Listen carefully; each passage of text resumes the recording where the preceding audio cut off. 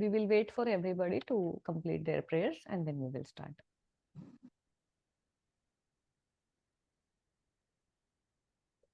Excuse me in the meanwhile, I'm so sorry. I'll just ask in beginning. I have a little cough problem this week, so it might trouble you in the class. Garima ji and Pranali, can you keep your cameras on? Keep it there. Bottle के support से.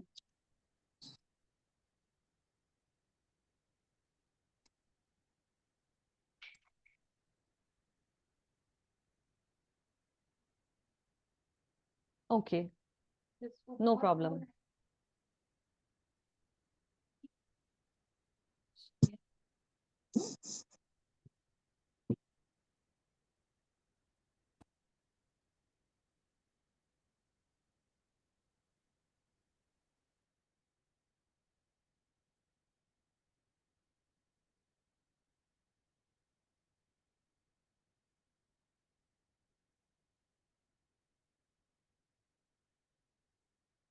Homework first, we will talk about the homework.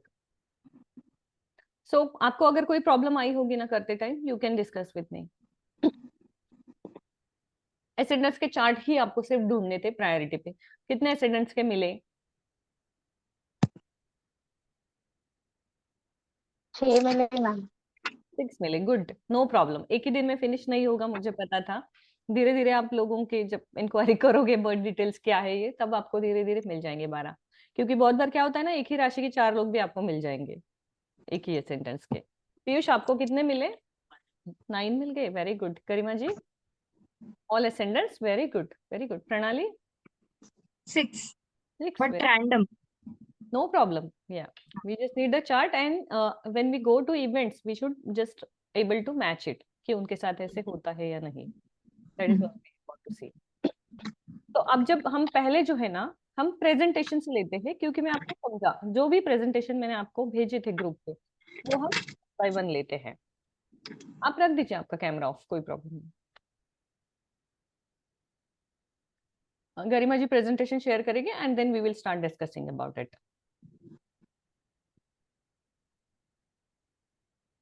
जो मैंने आपको group पे भेजे थे, you can watch on screen also, you can open in your group also, whichever is comfortable for you. तो first जो है ना एसेंडेंट का या भाव का खोलिए तो मैं उनको वो बता सकूं.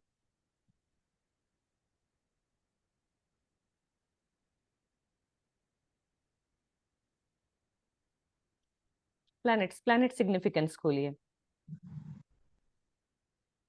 अच्छा, मुझे शायद श्रद्धा ने बोला था कि प्लैनेट्स कॉस्मिक ब्रेथ का जो है ना प्लैनेट सिग्निफिकेशंस.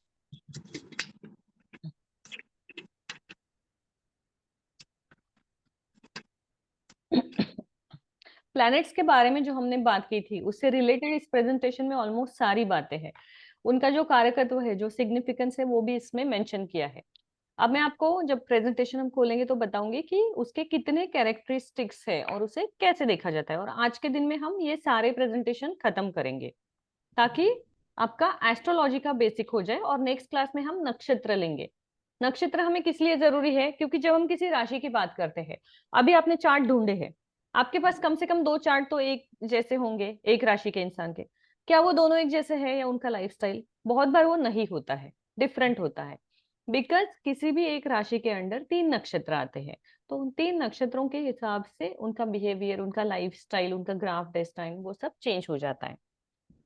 नाउ जब हम प्लैनेट्स के सिग्निफिकेंट की बात करते हैं तो यहाँ पे जैसे बताया कि sun, sun is the father, bone, eye, kingdom, ruby, soul, heart, lord Shiva, lord Shiva's temple and gold. These all things, ये सब जो है ना वो सन को रिप्रेजेंट करती है. आपको अपने फादर से रिलेटेड कोई इशू है या फादर की हेल्थ आपको चेक करनी है या कुछ करना है तो वो सन रिप्रेजेंट करता है. जो भी आपके फादर के साथ का रिलेशनशिप है वो भी सन रिप्रेजेंट करता है. आपकी बॉडी में जो ब्लड है वो मार्स रिप्रेजेंट करता है, लेकिन जो बोन्स है वो बोन्स जो है वो सन रिप्रेजेंट करता है. आईज, आईज है वो भी सन रिप्रेजेंट करता है. तो जो फर्स्ट हाउस होता है भाव, जो हम अभी देखेंगे, उसे सन देखा जाता है. उसके बाद है kingdom. Kingdom is like sun is a king. जब हम बात करते हैं किंगडम की, तो उसका जो साम्राज्य है उसके बारे में, दैट मीन्स आपकी कुंडली का सूर्य आपको बताएगा कि आपका सर्कल कैसा होगा, आपका जन्म किस घर में होगा, आपका रेपुटेशन कैसा होगा, आपको गवर्नमेंट बॉडी से कुछ फायदा होगा या नहीं होगा। ये सारी चीजें जो है वो आपको आपके कुंडली के सूर्य से पता चलेगी। अब सूर्य का जो जेमस्टोन आता है वो है रूबी, और सूर्य का जो मेटल आता है वो है कॉपर। हार्ट को भी सन रिप्रेजेंट करता है, और शिवा टेम्पल भी सन रिप्रेजेंट करता है। Gold also is sun's metal. तो अभी क्या करना है हमें, अगर आपको सूर्य से रिलेटेड कोई प्रॉब्लम आ रही है, तो ये एक लाइन में आपको पता चल गया कि आपको शिव मंदिर जाके दर्शन लेना है या शिवा की आराधना करनी है। इतना सिंपल, आपको जस्ट इसमें कनेक्शन ढूंढना है। मून की जब बात करते हैं, अब सन के उन्होंने ये भी दिए गए हैं इसमें कि क्या क्या हो सकता है अंडर सन। हीलर हो सकते हैं, डॉक्टर हो सकते हैं, वाइटलिटी हो सकते हैं, एंड मेल प्रिंसिपल हो सकते हैं। इसका कारण क्या है, सन आरोग्य का कारक है, जैसा मैंने पिछले क्लास में बताया था। तो सन आरोग्य को रिप्रेजेंट करता है आपको, इसलिए आप एक अच्छे डॉक्टर भी बन सकते हो अगर आपके सन की पोजीशन वैसी है तो। जो हमारा जो भाव है, हम अगले इसमें प्रेजेंटेशन में देखेंगे, जो हमें बताता है कि कौन से घर से हमारा करियर देखा जाएगा, कौन से घर से शादी देखी जाएगी, उसमें हम कौन सा प्लेनेट है उसका आज बैलेंस करके देखेंगे। अब मून का जो कैरेक्टरिस्टिक है दैट इज मदर ब्लड। यहाँ मैं आपको थोड़ा सा बताना चाहूंगी, जैसे मैंने अभी 5 मिनट पहले आपको बोला था कि ब्लड इज मार्स, यहाँ पे बताया है ब्लड इज मून। तो blood is 70% of water of the body. तो जो वाटर लेवल है ब्लड का that is connected to moon, और जो रेड सेल्स है that is connected to Mars. इसका रीजन क्या है कि जब वाटर लेवल आप देखते हो कि अमावस्या और पूर्णिमा में चेंजेस आते हैं, तो उसका समुद्र पे भी बहुत बड़ा इम्पैक्ट पड़ता है, वेव्स चेंज हो जाते हैं।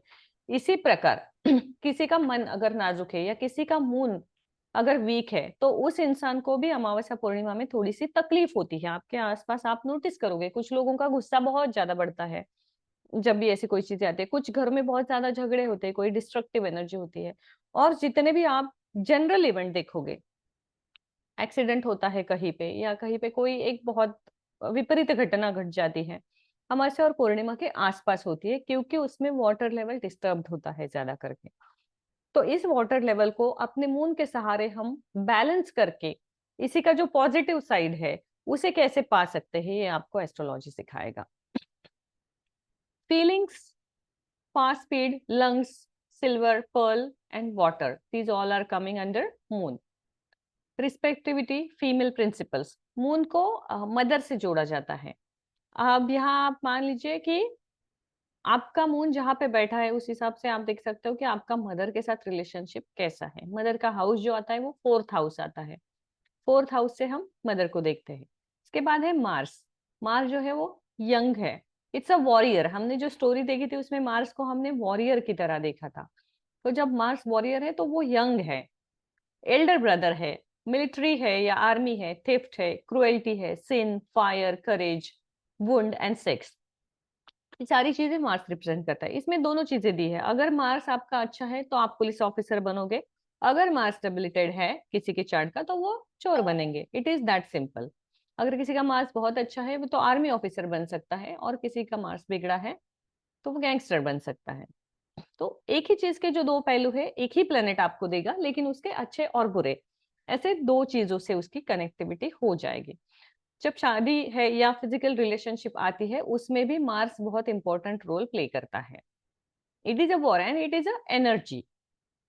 मार्स का कलर जो है वो रेड कलर है, और उसका जो स्टोन है वो कोरल है, मूंगा जिसे बोलते हैं। और उसका जो शेप होता है उसे फायर एलिमेंट से कनेक्ट किया जाता है। तो जब वो फायर एलिमेंट है, फायर एलिमेंट का शेप जो है, हम जब वास्तु सीखेंगे उसमें मैं आपको एलिमेंट्स के शेप सिखाऊंगी नेक्स्ट वन में। फायर एलिमेंट्स का शेप जो है वो ट्राइंगल शेप आता है। अगर मान लीजिए आपने मूंगा पहना है या कोरल पहना है, तो कोरल आपको रिजल्ट देगा। लेकिन अगर आपने ट्रायंगल शेप में पहना तो वो आपको ज्यादा रिजल्ट देगा, बिकॉज वो उसके एलिमेंट का स्टोन का जो है वो शेप है। तो हमें इतना ज्यादा डीप जाके परफेक्शन में हम जा सकते हैं। उसके बाद है mercury. Skin, wind pipe, intelligent, Lord Vishnu, education, skill, pleasure and place, ये जो है वो मर्क्यूरी के अंडर आते हैं। हमने लास्ट क्लास में ये देखा था, Mercury is knowledge, Jupiter is wisdom.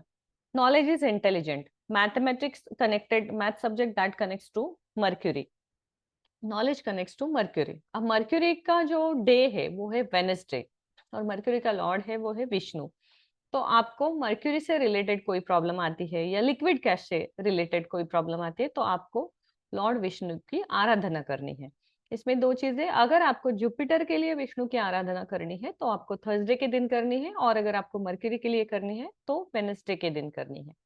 Mercury का सबसे सिंपल आसान रेमेडी मैं आपको बताऊंगी। जब भी आपको लगे कि आपके लाइफ में थोड़ा सा पैसों से रिलेटेड अप्स एंड डाउन्स हो रहे हैं, हर वेनसडे को आप स्पिनच, फेनुग्रिक या कोई भी लीफी वेजिटेबल खाना शुरू कर दीजिए।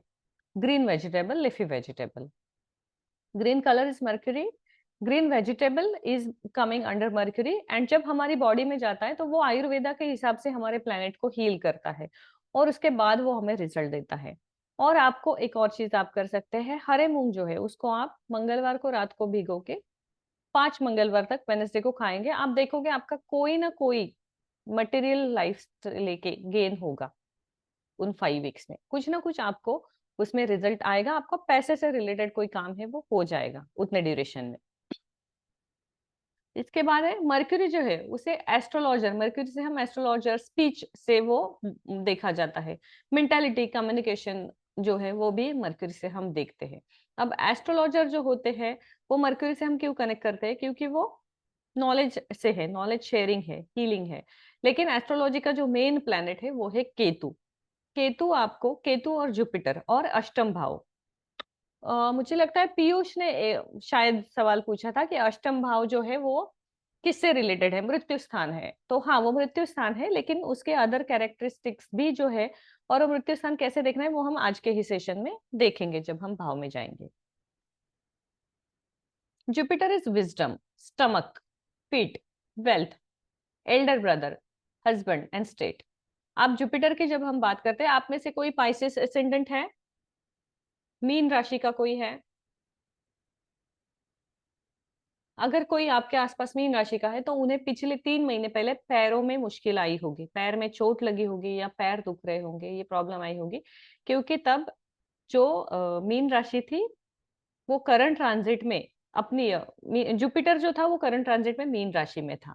तो उस समय में जनवरी के बाद में अप्रैल तक आपके आसपास अगर किसी को पैरों से रिलेटेड प्रॉब्लम आया होगा तो आप उनकी राशि चेक कर सकते हो, जरूर मीन राशि होगी उनकी। It can be moon sign, sun sign, any, not western, but कुंडली के जो हम मून और एसेंडेंट देखते हैं दोनों में से कुछ भी हो सकता है।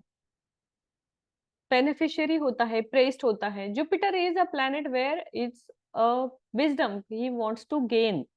Jupiter is gain, Jupiter is expansion. जो भी चीजें जुपिटर के अंदर आती है वो बढ़ जाती है, इसलिए हम गुरु पुष्यमृत योग को इतना महत्व देते हैं। अब जब हमारे स्टमक का पार्ट गुरु पुष्य इसके जुपिटर के अंडर आता है तो जुपिटर जो है वो एनहांसमेंट देता है आपकी कुंडली में, वो जिस पार्ट में जाएगा आपकी बॉडी के उस पार्ट में वेट गेन आप हमेशा नोटिस करोगे। ये भी एक जुपिटर का कारकत्व है। Again we connect Jupiter with the wealth. जो रेपुटेशन एंड वेल्थ है, सिर्फ पैसा है वो मर्क्यूरी देगा, लेकिन आपको रिस्पेक्ट, नाम, शोहरत और पैसा वो आपको मर्क्यूरी देगा, जुपिटर देगा। ये एक बेनिफिशियरी प्लैनेट है। आप अपने जुपिटर में अगर प्रॉब्लम आती है तो आपको अपने बच्चों के साथ भी प्रॉब्लम आएगी। जुपिटर भी एस्ट्रोलॉजी का कारकत्व है। इनफैक्ट जुपिटर जिनका स्ट्रांग होता है, या जुपिटर किसी का अष्टम में है अपने क्लास में, आपके अष्टम भाव में कुंडली के अगर किसी के जुपिटर होगा वो बहुत अच्छे एस्ट्रोलॉजर बन सकते हैं। आप अपनी कुंडली अपने सामने रख दीजिए, तो थोड़ा देखना इजी हो जाएगा आपको। हाँ, 8वें भाव में जिनका जुपिटर होता है उनके लिए वो बहुत अच्छा होता है। अब उसका कैरेक्टरिस्टिक में भाव जब आएगा अभी 10-15 मिनट में तब बता दूंगी कैसे वो अच्छा होता है। लेकिन बेस्ट एस्ट्रोलॉजर अगर आपको कोई चाहिए तो दो होते हैं, एक होते हैं मीन राशि का एसेंडेंट और दूसरे होते हैं जिनका जुपिटर अष्टम में, क्योंकि वो आपको फंसाते नहीं है।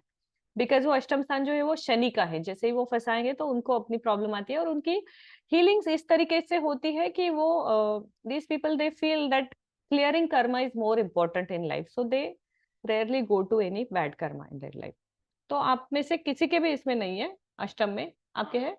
अच्छा, हमने जो 12 चार्ट रखे हैं आप उसमें ढूंढ सकते हैं। हाँ होने दीजिए, लेकिन वो शत्रु आते हैं। Mercury and Jupiter are enemies, वो हम आगे देखेंगे। अब हम जब जनरली देख रहे हैं कि जुपिटर अष्टम में होगा तो वो अच्छा होता है। जुपिटर ऐसा प्लैनेट है। ओके, अब वीनस, वीनस जो है दैट इज वुमन। जुपिटर और वीनस, ये अगर आप कॉम्बिनेशन देखोगे, अगर आप किसी, मैंने आपको कुंडली में बोला था मेल और फीमेल मेंशन कीजिए। अगर आप किसी मेल की कुंडली देख रहे हैं और उसमें आपको देखना है कि उसका स्पाउस कैसे होगा, तो उस मेल की कुंडली में आप क्या देखोगे? वीनस, क्योंकि वीनस इज वाइफ। और अगर किसी लड़की का चार्ट आप देख रहे हो तो आपको जुपिटर का पोजीशन देखना है, जुपिटर इज हस्बैंड। बहुत बार क्या होता है, हम एस्ट्रोलॉजिस्ट के पास जाते हैं और वो सिर्फ आपको वीनस जो है वो रोमांस का कारक है, इसलिए स्पाउस के लिए भी वीनस मानते हैं और सप्तम स्थान का भी वीनस है, लेकिन ऐसा नहीं है। अगर आप फीमेल चार्ट देखते हो तो आपको वीनस के साथ जुपिटर का पोजीशन देखना बहुत जरूरी है, क्योंकि उसे मेल स्पाउस माना जाता है।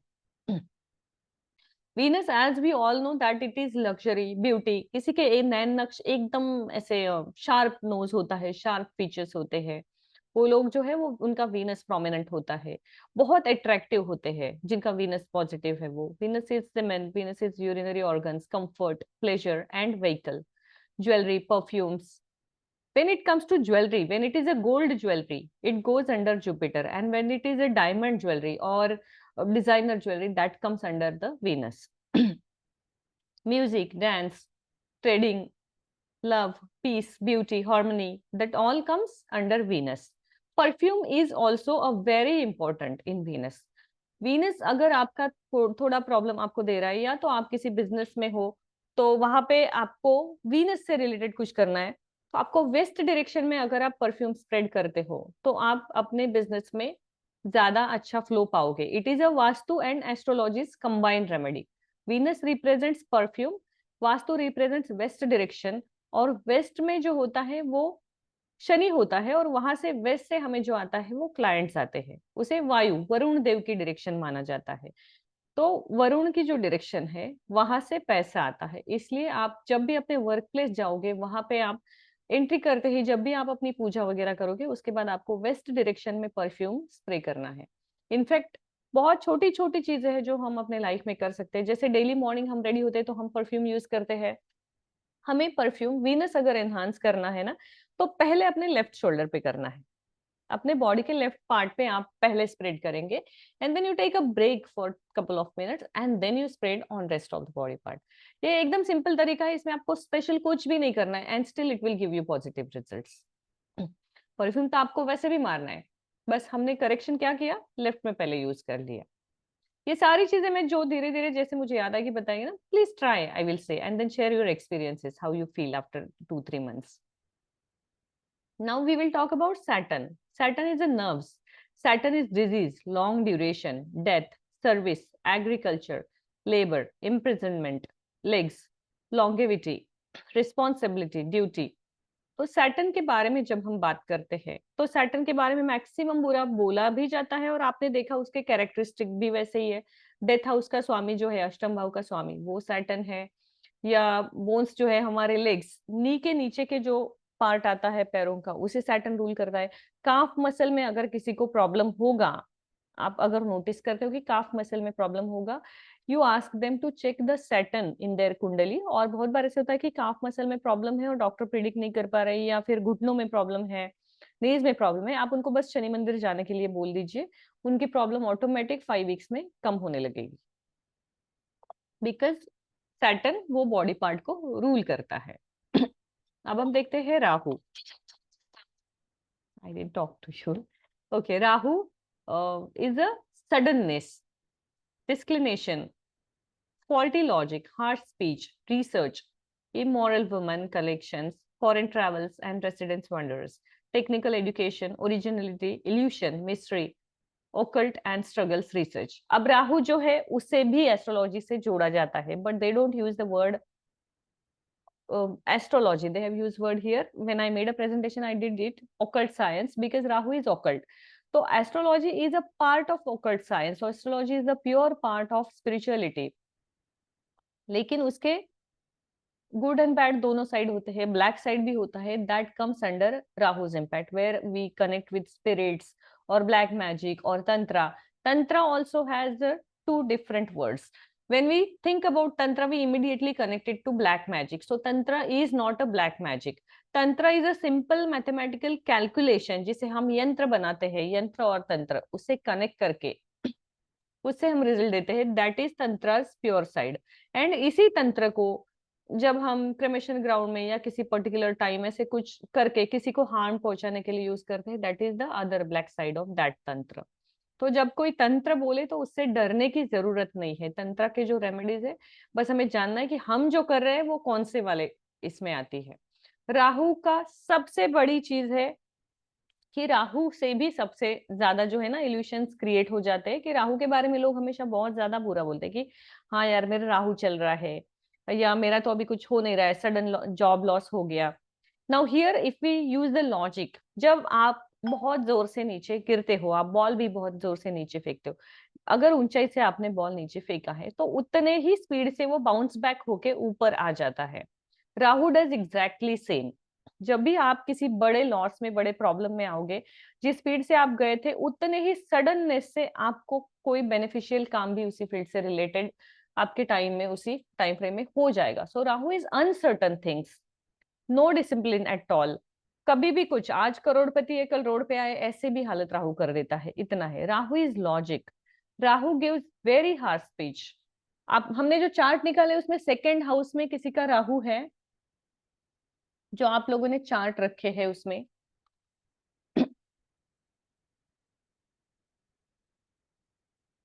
और राहु का जो है वो 6, 8, 12 में अच्छा नहीं माना जाता है. जो राहु होता है उसे, जो घर है, जो मैं अभी आपको घर दिखाऊंगी कौन से है, उसमें 6, 8, 12 में राहु होना अच्छा नहीं माना जाता. वो उसके लिए बैड पोजीशन, मतलब उस पार्ट से रिलेटेड स्ट्रगल आपको हमेशा रहेगा. राहु, अगर हम एंशियंट टाइम में देखें तो लोग राहु से डरते थे क्योंकि तब जो था वो जॉइंट फैमिली था, लोग अपने गांव से बाहर नहीं जाना चाहते थे. तो राहु जो है वो सबसे पहले आपको घर से दूर लेके जाता है. लेकिन जब हम मॉडर्न टाइम में इसको कनेक्ट करते हैं तो फॉरेन ट्रैवल्स है वो राहु से कनेक्टेड है. तो अगर हमें फॉरेन जाना है तो राहु स्ट्रांग होना भी जरूरी है हमारी कुंडली में.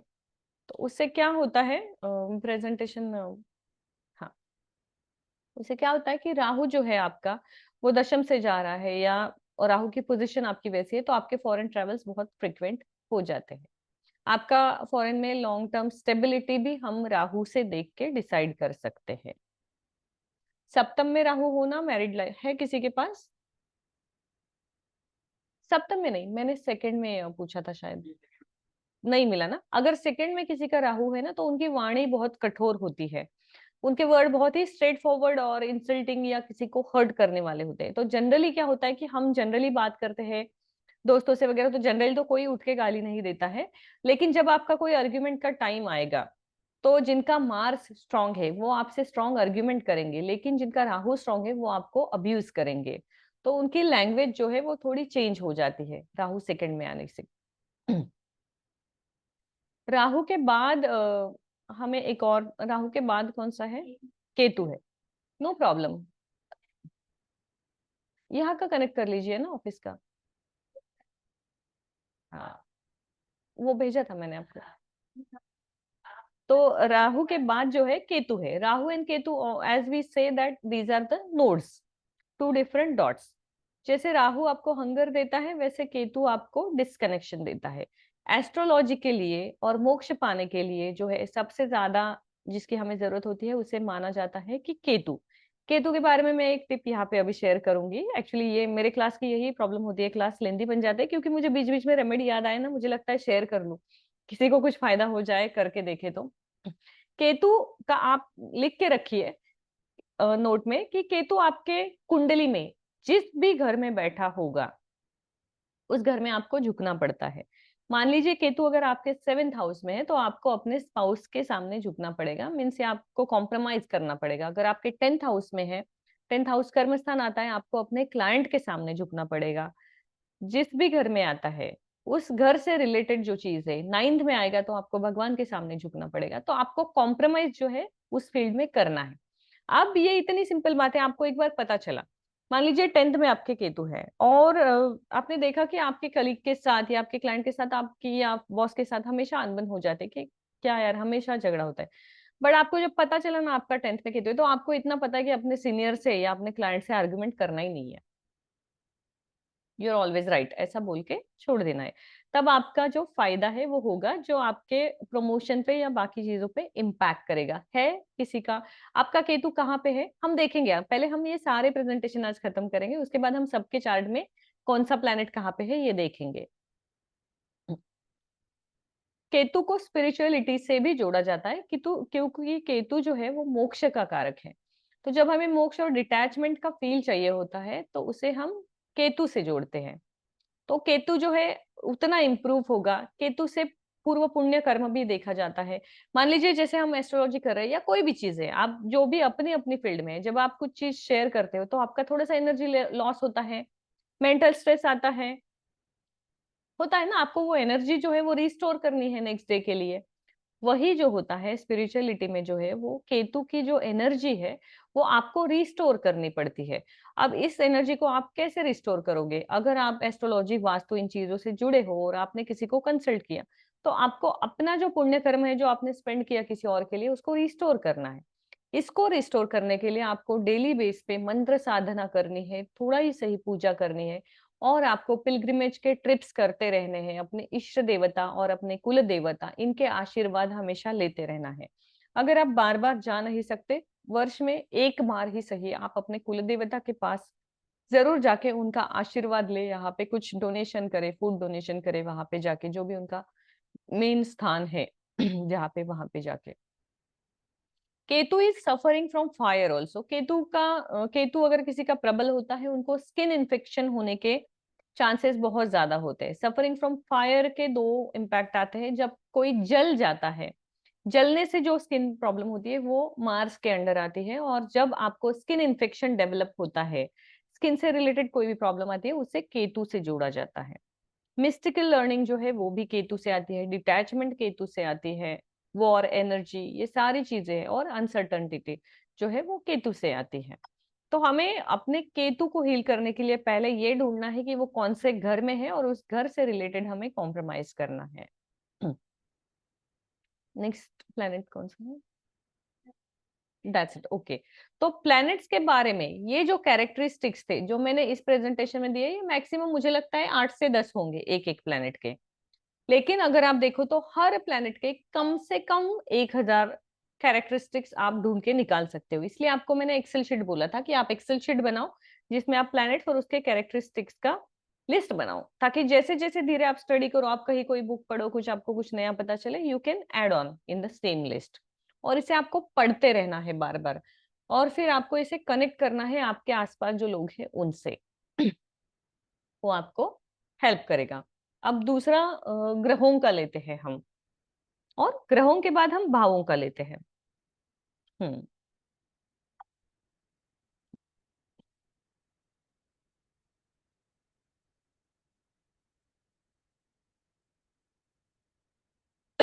आई एम सॉरी, मैं थोड़ा सा पानी का ब्रेक लेती हूँ।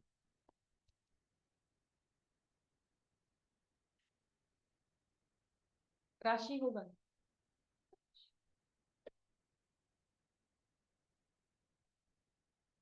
राशि का लगा दीजिए। पहले हम राशि की बात करते हैं, फिर हम भाव की बात करते हैं, क्योंकि जब हम राशि की बात करेंगे ना वो इजी होगा प्लैनेट, भाव और राशि तीनों को मिलाने के लिए।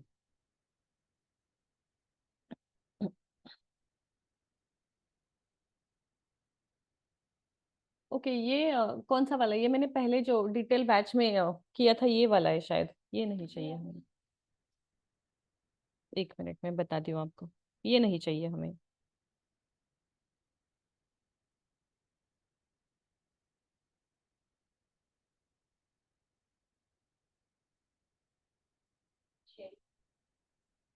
हाँ, भाव का लगा दीजिए। राशि वैसे भी हमने लास्ट टाइम देखे हुए हैं प्लैनेट्स में।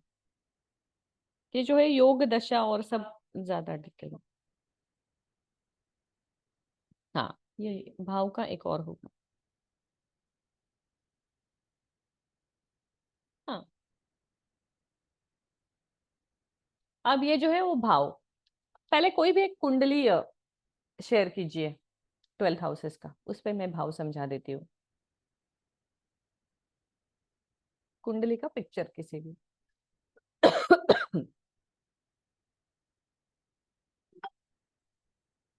नाही, राशी आपण मागच्या वेळी घेतल्या ना. हो.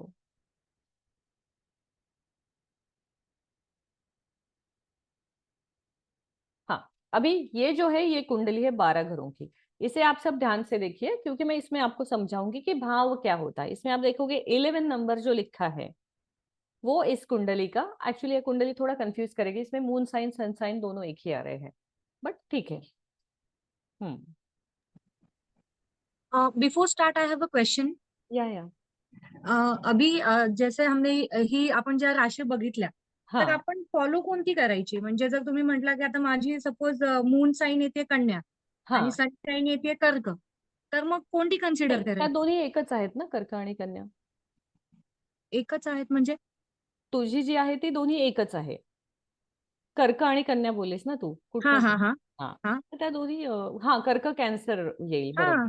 तर हा त्याच्यामध्ये जेव्हा लॉंग टर्म इव्हेंट आपण बघितले की मेजर इव्हेंट आणि ग्राफ, तर लग्न रास आणि ऍज अ ऍस्ट्रोलॉजी आपण शिकतोय ना, तर मॅक्सिमम जे असेंडंट आहे ना तीच, ते मी आता सांगतेय पुढे ग्राफ मध्ये, की पहिल्या घरात ओके जो नंबर आहे तीच राशी फॉलो करायची. Okay. One more question. When you से फर्स्ट हाऊस, आता हम्म. इथे 11 आलंय, तर हा, आपण 11 कन्सिडर करायचं का फर्स्ट हाऊस? म्हणजे कसं कन्सिडर? ते मला मी आता, कन्फ्युजन झालं. हा आता मी ते म्हणून मी तो चार्ट शेअर करायला सांगितलं, की मी ते एक्सप्लेन करते आता. ओके ओके हा, ठीक आहे. ठीक है. हाँ, it's okay, this will be okay. पहले इसमें मून साइन वो दोनों एक आ रहा था ना, तो उसका जो क्वेश्चन था वो उस पे नहीं आ रहा था, इसमें अभी मैं एक्सप्लेन कर पाऊंगी उस क्वेश्चन को. यहाँ पे 11 नंबर लिखा है फर्स्ट हाउस में, यानी कि इसका असेंडेंट कौन सा हो गया, कुंभ राशि हो गया. सही है.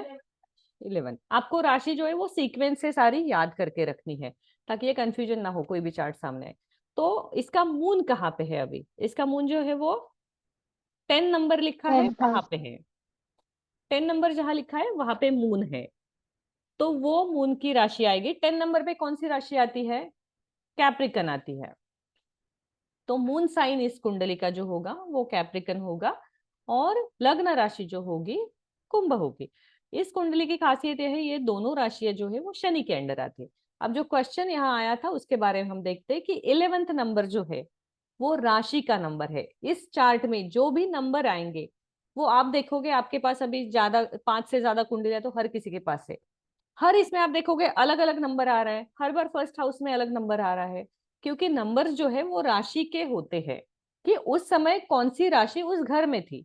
फर्स्ट हाउस अगर मैंने कहा है तो यहाँ पे जहाँ पे ए लिखा है इस बार, हमेशा वही फर्स्ट हाउस रहेगा, वहां पे कोई भी नंबर आए वही फर्स्ट हाउस रहेगा. और एस्ट्रोलॉजी में हम एंटी क्लॉकवाइज चेक करते हैं, इसलिए सेकेंड हाउस जो होगा वो जहां पे मार्स लिखा है वो होगा. तो नॉर्थ इंडियन चार्ट जो है ना, इसमें ये एक खास बात है कि आपके हाउसेस फिक्स रहते हैं, इसलिए आपको कुंडली सीखना आसान हो जाता है. साउथ इंडियन में हाउसेस चेंज हो जाते हैं हर बार, तो कॉम्प्लिकेटेड होता है एसेंडेंट ढूंढना. या आपको पता है कि जो भी पहला घर है उसमें जो नंबर है वो आपका एसेंडेंट है, भले उसमें कोई भी नंबर हो, वो फर्स्ट हाउस है. Is it clear? तो उसके बाद, क्लियर, ओके. उसके बाद जो है आपको एंटी क्लॉकवाइज जाना है, ये भी आपको हमेशा रखना है, आपको एंटी क्लॉकवाइज जाना है. फर्स्ट के बाद second, third, fourth, fifth, six, seven, 8, 9, 10, 11, 12. 12 में आपका मून आ रहा है, 12th हाउस में अभी आपका मून आ रहा है, लेकिन वो 10th राशि में आ रहा है. अब समझे? और दूसरी बात जो उन्होंने सवाल पूछा था वो ऐसा है कि कौन सी राशि फॉलो करनी है. तो जब हम सीख रहे हैं, हम एसेंडेंट को, यानी 11 नंबर जो लिखा है उस राशि को ज्यादा इंपॉर्टेंस देंगे. हम कैप्रिकन से ज्यादा इंपॉर्टेंस इस कुंडली में जो है वो कुंभ राशि को देंगे, एक्वेरियस को. जैसे मैंने उस दिन बताया था कि आपका मंथली इवेंट कुछ है, जैसे एक महीने का एस्ट्रोलॉजी आपको निकालना है, या अगले 2 दिन में क्या होगा उस समय आपको मून साइन को देखना है. अदरवाइज कुंडली स्टडी करते समय आप थोड़ी टाइम के लिए मून साइन को साइड में रख दीजिए, फोकस एसेंडेंट पे कर लीजिए, तो वो आसान हो जाएगा. फिर एक लेवल पे जाके आप अपने आप उसको समझ पाओगे कि आप किसको कितना इंपॉर्टेंस देना है. फिलहाल जो है हम एसेंडेंट्स को ही देखेंगे, because that is your body, that is your this current life, that is your purpose of taking work in this life. That is why you are born in that ascendant. Ma'am I have a question. आपने कहा कि first house ascendant है, second is Mars, then the third one is Mercury. You are in the chart, and So you are talking about, just consider this chart which is on the screen and we will discuss yes, that yes. chart. But I wanted to know the numbers because if I go anti-clockwise, Okay. yeah. So the third one is Mercury and the fourth one is Ketu, or the Sun and the Venus. Sun and the Venus is fourth one. Yes, that is also a good question, that we count the first house also every time. जैसे हम एक के बाद दो तीन शुरू करते हैं ना, तो एक दो तीन इसमें शुरू होगा, तो फर्स्ट हाउस भी काउंट होगा जब भी आप देखोगे. तो हमारा काउंटिंग जो है ना, वो अगले घर से नहीं होगा, हम जिस घर में है उसी घर से शुरू होगा. फॉर एग्जाम्पल मैं बताती हूँ, यहाँ पे सेकंड नंबर जो लिखा है वो फोर्थ हाउस आता है. अगर आप काउंट करोगे 11 से, फर्स्ट हाउस से, तो 1 2 3 फोर्थ में आएगा. सही है. जनरल लाइफ में हम क्या करते हैं कि नेक्स्ट घर से काउंटिंग शुरू कर देते हैं. एस्ट्रोलॉजी में हमें उस घर को भी काउंट करना है.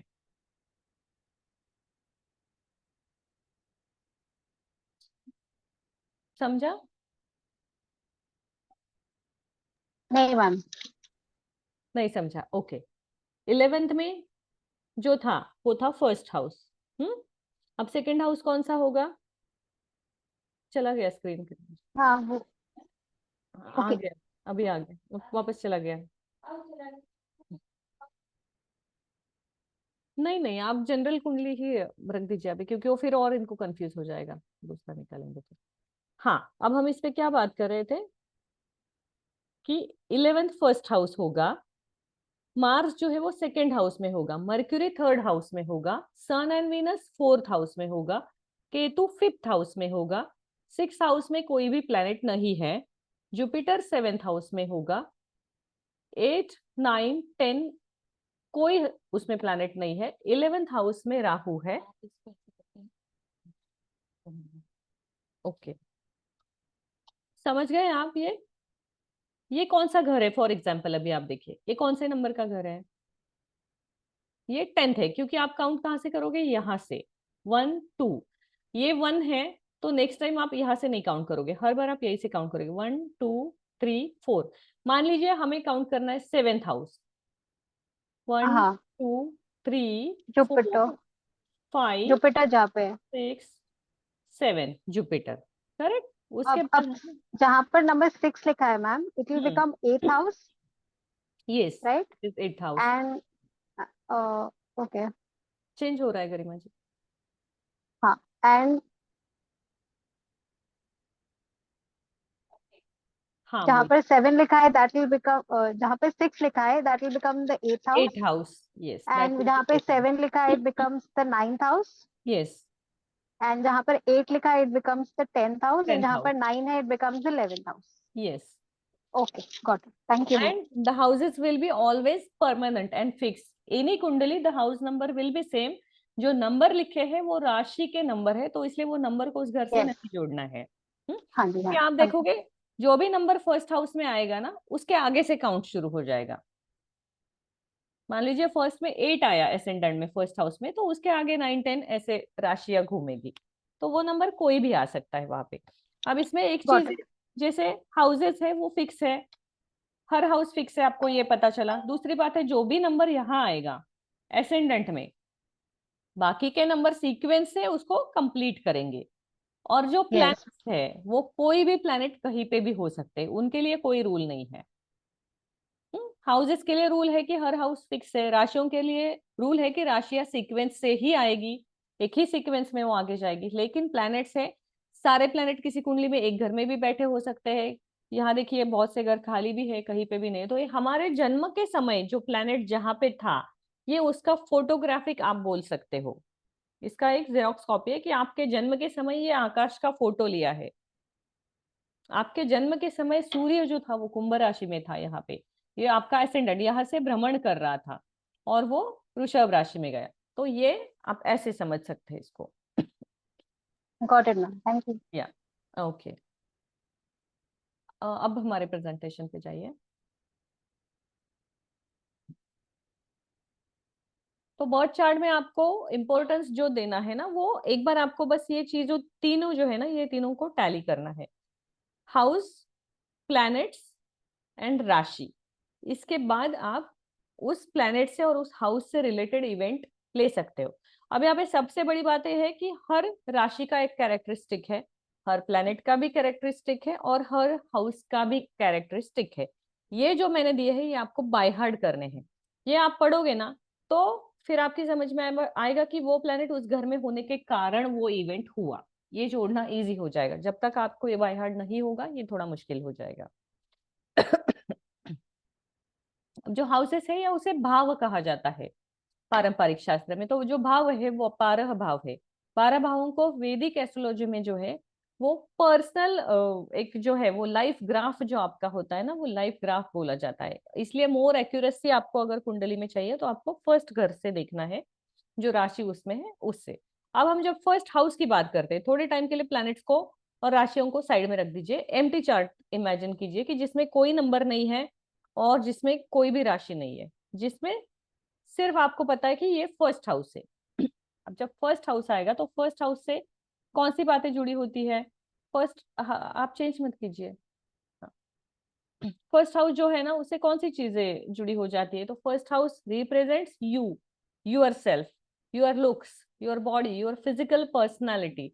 एंड ये जो इंक्लूड करता है ना वो आपका जो एक ओवरऑल स्ट्रक्चर, आपका फेस, ये रिप्रेजेंट करेगा। इसके बाद जो है फर्स्ट हाउस है वो आपका ईगो, प्राइड, हेल्थ, आपका चाइल्डहुड और ये चीजें, आपका सेल्फ रिस्पेक्ट जो है वो वहां से आएगा।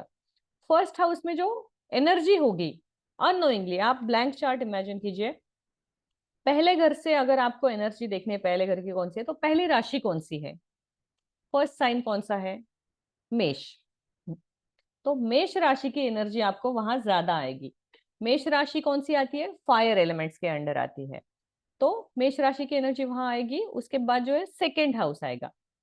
सेकेंड हाउस को जब हम देखते हैं तो सेकेंड हाउस से हम पोजीशंस देखते हैं कि हमें इस लाइफ में क्या क्या मिलने वाला है, और आपको कितना पैसा इस लाइफ में मिलने वाला है, कितना इनकम आपको मिलने वाला है, और आपको नेम, फेम, फाइनेंस कितना मिलेगा इस लाइफ में। ये जो हम एक लिख के आते हैं कि ये जन्म में मुझे भगवान ने भेजा है कि मुझे वो सिर्फ पूरी लाइफ में सिर्फ 2 करोड़ ही देगा, ये हम यहाँ से देखते हैं। पिछली बार एक क्वेश्चन किसी ने पूछा था कि अगर हमें सब पता है कि सब प्लान ही है तो एस्ट्रोलॉजी क्यों पढ़े? तो ये सिंपल सी बात है। मान लीजिए आपने जब ग्राफ बनाया अपने लाइफ का, एक्सेप्ट किया आपके सोल ने, और आपने बोला मुझे जाना है, तो भगवान ने आपको बोला ये 2 करोड़ है, ये तेरे पूरी लाइफ में तुझे मिलेंगे। तुझे 2 रुपए रोज चाहिए या 2 करोड़ एक दिन में चाहिए? मिलेंगे 2 करोड़ ही। अब जब हम कुंडली की बात करते हैं, जब हमने भाव देखे हैं, भावों में जो कुछ 3 घर है जो हम आगे चल के देखेंगे, जो आपको अपनी लाइफ में चेंजेस, इवेंट, कुछ इवेंट चेंज करने की अनुमति देते हैं। उसे हम कैसे देखें? एग्जाम्पल के तौर पे, आप जब 2 करोड़ लेके आए हो तो ये आपके ऊपर है कि आप 2 करोड़ का घर खरीदोगे, या 2 करोड़ का जाके लॉटरी खेलोगे, या 2 करोड़ शेयर मार्केट में डालोगे, या 2 करोड़ उड़ा दोगे। तो 2 करोड़ के 2000 करोड़ बनाने हैं या नहीं, ये तो आपके हाथ में है ना। तो आपको उसको यूज कैसे करना है ये सीखना है। आपको ऐसे नहीं बोलना है कि मुझे तो 2 करोड़ ही मिलने वाले हैं, मैं क्यों काम करूं, मुझे तो उतना ही मिलने वाला है। लेकिन उसको आपको बढ़ाना है, या वो कम होने वाले हैं तो उसको बचाना है। आप कौन से योग लेके आए हो, उसको कम करने वाले लेके आए हो तो उसको कैसे बचाएंगे, ये आपको टैलेंट सीखना है। उसको बढ़ाना है तो कैसे बढ़ाए, ये भी आपको सीखना है। आपको कोई सवाल था? अच्छा, तो ये था सेकेंड हाउस का, कि यहाँ से हमारे इनकम और पोजीशंस जो है ना वो देखे जाते हैं। कार यहाँ पे लिखा है, लेकिन कार यूजुअली जो है हम फोर्थ हाउस से देखते हैं, बिकॉज वो लग्जरी में आ जाता है। तो सेकेंड हाउस से हमें जो पैसा मिलता है उससे हम फोर्थ हाउस में कार खरीद लेते हैं ऐसे हम बोल सकते हैं। सेकेंड हाउस की एनर्जी जो है, वहां पे आपने जो भी आइटम देखे वो सारे वेल्थ और वेल्थ से रिलेटेड है। वो कौन से प्लेनेट के अंडर आते हैं, कौन सी राशि के अंडर आते हैं? सेकेंड हाउस वृषभ। तो ये टॉरस साइन के अंडर आएंगे। तो आप यहाँ पे टॉरस की एनर्जी आपको मिलेगी इस घर में।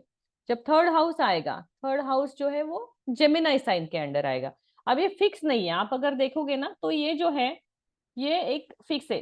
इसका सिंपल एग्जांपल मैं आपको दूं कि आपके घर में 4 रूम्स है, एक रूम आपका है, एक बच्चों का है, एक किचन है और एक लिविंग रूम। लेकिन ऐसा नहीं है कि आप कभी भी बच्चों के रूम में एंटर नहीं करोगे, आप वहां कभी जाओगे किसी काम से थोड़ा टाइम, तो आपकी थोड़ी सी एनर्जी वहां रहेगी। हमें उतनी ही एनर्जी इन हाउसेस के ऊपर लेनी है। बाकी जो है उसमें एक्चुअली आपके जन्म के समय जो नंबर आया है उस राशि की एनर्जी वहां ज्यादा एक्टिवेट होगी। अब थर्ड हाउस में जेमिनाई है। जेमिनाई जो है वो मेंटल इंक्लिनेशन को ज्यादा गवर्न करता है, और जो पर्सन है उसकी एबिलिटी जो है वो मेमोराइज करना है, या जो शॉर्ट जर्नीज है, ब्रदर सिस्टर जो है, सिबलिंग्स है, नेबर्स है, ये सब हम इससे देख सकते हैं। आपके नेबर्स कैसे होंगे ये भी आपका थर्ड हाउस बताएगा। और जब आपका करंट ट्रांजिट हम सीखेंगे, तो करंट ट्रांजिट जो है वो इसका एक्चुअली पार्ट नहीं है, लेकिन मैं आपको उसका एक इंट्रोडक्शन कर दूंगी क्योंकि वो बहुत लंबा अलग टॉपिक हो जाएगा। करंट ट्रांजिट से आप बता सकते हो कि आपके नेबर के घर में क्या चल रहा है अपना थर्ड हाउस देख के, इतना डिटेल आप कर सकते हो। मैं जस्ट शेयर करती हूँ कि मैं अपनी कुंडली हर महीने की निकालती हूँ, हर महीने का प्रेडिक्शन निकालती हूँ, एंड देखती हूँ कि ये महीना कैसा जाएगा। तो मैंने 2 महीने पहले मेरी कुंडली निकाली थी, उसमें था कि मेरे जो मेरा भ्रमण था चल रहा था थर्ड हाउस है उसका, ऐसा था कि मेरे नेबर्स को बहुत ही क्वेश्चन है कि ये ऑफिस जाते हुए दिखती नहीं है, हमेशा घर पे ही दिखते हैं, पैसे कहाँ से आती है, खर्च भी करती है। सरप्राइज, लेकिन मेरे नेबर मुझसे कभी बात नहीं करते थे यार, मुस्लिम, तो वो ज्यादा कम्युनिकेशन है नहीं हमारा, लिमिटेड कॉन्वर्सेशन है, 2-2 महीने हम एक दूसरे को देखते भी नहीं। You can't believe before that months and that lady specially called me for a T, और उन्होंने मुझे पूछा कि आप तो ऑफिस जाते नहीं हो, तो आपके घर में पैसे कैसे आते। मीन्स इतना एस्ट्रोलॉजी आपको एडवांस में बता सकती है। मुझे 1 महीने पहले पता चला था कि उन लोगों के मन में क्या है, और वो इतने डेस्परेट थे कि वो इवेंट हो गया। तो इतना डिटेल आप अपनी खुद की लाइफ के लिए जा सकते हो मंथली इस पे। तो मैं आपको इंट्रोडक्शन जरूर देंगी। कल से मैं एक और एक्टिविटी स्टार्ट कर दूंगी अपने ग्रुप पे, मैं पंचांग शेयर करूंगी डेली, जो आपको मून की एक्टिविटी है ना वो हेल्प करेगा कि आज मून कौन सी राशि में है। तो जनरली आप निकाल सकते हो कि आज मून इस राशि में, तो आज आपका दिन कैसे जाएगा, ये आपको वहां से थोड़ा सा हल्का सा आइडिया जनरल ट्रांजिट से आ जाएगा। और आपका लर्निंग भी होगा। जैसे हम डेली काल निर्णय या कोई कैलेंडर देखते हैं, और जिसमें हम देखते हैं आज कौन सा दिन है, आज क्या तारीख है, कितने बजे क्या काम कर रहे हैं, हमें पंचांग देखने की भी आदत डालनी है। अब मैं कितना भी हर बैच में बोलती हूँ ना कि पंचांग देखो देखो, कोई नहीं देखता है, किसी को पंचांग नहीं आता है। तो मैंने सोचा कि मैं खुद इनिशिएटिव ले लूं, और मैं डेली का एक पंचांग बना के डेली एक पोस्ट ग्रुप पे शेयर करूं कि आज का प्लेनेटरी पोजीशन कैसा है, आज कौन सा लग्न एक्टिव है, कौन सा है, ये मैं आपको शेयर करूंगी। तो उससे आपको पंचांग में थोड़ा सा इंटरेस्ट आएगा। इसके बाद है फोर्थ हाउस। फोर्थ हाउस जो है, फोर्थ हाउस को जो है health, wealth, prosperity, mother, vehicle, सुख स्थान बोला जाता है। लाइफ में जो भी सुख आपको मिलने वाला है वो आपके फोर्थ हाउस में जो प्लैनेट बैठा है और वो जिस राशि में है वो डिसाइड करता है कि आपको वो कितना मिलेगा। तो आपको पैसा मान लीजिए सेकंड हाउस से मिला, लेकिन वो पैसा कहाँ जाएगा ये डिसीजन फोर्थ हाउस करेगा। कि आप बहुत बार आप देखोगे फोर्थ हाउस से घर देखा जाता है, खुद का घर कब बनेगा। बहुत से लोग ऐसे होते हैं जिनका खुद का घर जल्दी नहीं बनता, और बहुत से लोग ऐसे होते हैं जिनका कोई फिक्स इनकम नहीं है, बहुत नॉमिनल जॉब है, फिर भी उनका घर फटक से बन जाता है, क्योंकि उनका फोर्थ हाउस जो है वो स्ट्रांग होता है। यहाँ पे फोर्थ हाउस से मदर भी देखते हैं, मदर के साथ आपका रिलेशन कैसा है, क्योंकि मून को हम मदर बोलते हैं, और यहाँ पे मून की एनर्जी होती है इस घर में। लैंड है, ओपन रियल एस्टेट से रिलेटेड जो भी चीजें हैं, रिलेशनशिप विथ योर मदर है, ये सारी जो है ना, ये सारी चीजें हम फोर्थ हाउस से देखते हैं। सुख स्थान मतलब आपको जो लाइफ में चाहिए वो इस घर का प्लैनेट बताएगा। Then the fifth house. Fifth house का इंपॉर्टेंस वैदिक एस्ट्रोलॉजी में बहुत ज्यादा है, क्योंकि फिफ्थ हाउस जो है वो आपका पूर्व पुण्य माना जाता है। तो जो आप जो बैगेज लेके आए हो अपने साथ पुण्य का, वो आपको फिफ्थ हाउस का प्लेनेट बता देगा कि आपके पास कितना पुण्य है, तो उसको आपको बढ़ाने के लिए क्या करना चाहिए। फिफ्थ हाउस जो है वो संतान सुख के लिए भी देखा जाता है। फिफ्थ हाउस जो है वो लव मैरिज के लिए भी देखा जाता है, रिलेशनशिप के लिए भी देखा जाता है। फिफ्थ हाउस जो है वो स्टडीज के लिए भी देखा जाता है। स्टडीज में हायर स्टडीज जो है वो डिफरेंट एस्पेक्ट में आती है, लेकिन ओवरऑल स्टडी जो है वो फिफ्थ हाउस से देखी जाती है। और इस हाउस का ओवरऑल एनर्जी जो है वो जुपिटर प्लैनेट के अंडर आती है। तो इंटेलिजेंस जो है, मेंटल इंटेलिजेंस है, वो भी हम इस घर से देखते हैं। क्रिएटिविटी हम इस घर से देखते हैं फिफ्थ हाउस से। कॉरेस्पॉन्डेंस जो है, एनर्जी जो है वो देखते हैं। अब फिफ्थ हाउस में फिफ्थ साइन, अगर हम राशि के अनुसार जो अब तक देख रहे हैं, तो फिफ्थ साइन कौन सा आता है, फिफ्थ राशि कौन सी आती है। सिंह राशि 5th राशि आती है। तो जो लियो साइन है, लियो का स्वामी कौन है? सूर्य। 5th हाउस से आपको नॉर्मली जो जनरल एनर्जी है वो लियो साइन की आ जाएगी। Then 6th house, 6th house को जो है वो दुष्ट स्थान में माना जाता है। 6th हाउस में जो भी प्लैनेट होगा या राशि होगी वो आपको बहुत ज्यादा ट्रबल देंगे। तो 6th हाउस में जो प्लैनेट्स आते हैं, 6th हाउस से हम क्या देखते हैं कि हम जॉब देखते हैं। 6th हाउस एक ऐसा घर है जिसे माना जाता है जिसमें कोई भी अच्छी चीज नहीं है। मैक्सिमम जो भी आपके साथ बुरा होने वाला है वो 6th हाउस से कनेक्टेड होता है। लेकिन 6th और 11th हाउस, ये दोनों हाउस एक दूसरे से ऐसे कनेक्टेड है। जब हम मैं 11th हाउस पे पहुंचूंगी तब बताऊंगी ही, लेकिन 11th हाउस जो है ना उसे सबसे शुभ माना जाता है कि जहाँ से आपको सिर्फ अच्छा ही मिलेगा उस घर से। और 4th हाउस जो है वहां से आपको सिर्फ ट्रबल और ऑब्स्टेकल मिलेंगे उस घर से रिलेटेड। तो आपके 4th, अगर किसी की कुंडली में 6th हाउस में कोई भी प्लैनेट नहीं है, that is the luckiest person, क्योंकि उसको वहां से दुख नहीं मिलेगा, क्योंकि वहां कोई प्लैनेट नहीं बैठा है। राशि का जो इम्पैक्ट है उतना मिलेगा। अब यहाँ पे दो चीजें, कोई भी चीज 100% बुरी नहीं होती है, ये हम सब जानते हैं। 6th house represents your job. तो आपके जॉब में आपकी ग्रोथ कैसी है ये आपको 6th हाउस बताएगा। 6th हाउस में अगर हम देखते हैं तो उसको रोग स्थान बोलते हैं, रिपु स्थान बोलते हैं, शत्रु स्थान बोलते हैं। आपके एनिमीज जो है वो 6th हाउस से आते हैं। वर्क एनिमीज है, कलीग्स है, रिलेटिव्स है, आपको किसी से कोई हेल्प नहीं मिलने वाली है, ये सारी चीजें जो है ट्रबल है, वो सारी चीजें 6th हाउस से आएगी। तो 6th हाउस में आपका जो भी प्लैनेट है वो आपका स्ट्रगल डिसाइड करेगा कि आप इस लाइफ में कितना स्ट्रगल करने वाले हो। एक बार आपको ये स्ट्रगल पता चल जाता है तो आप उसमें रास्ता निकालना आसान हो जाता है। Now we will go to 7th house. तो 7th हाउस जो है, 7th हाउस को पार्टनर्स हाउस कहा जाता है। It's partnerships house. पार्टनरशिप में हम क्या देखते हैं जनरली, अगर आप देखो तो 7th हाउस से सबको पता होता है कि सप्तम से मैरिड लाइफ देखते हैं।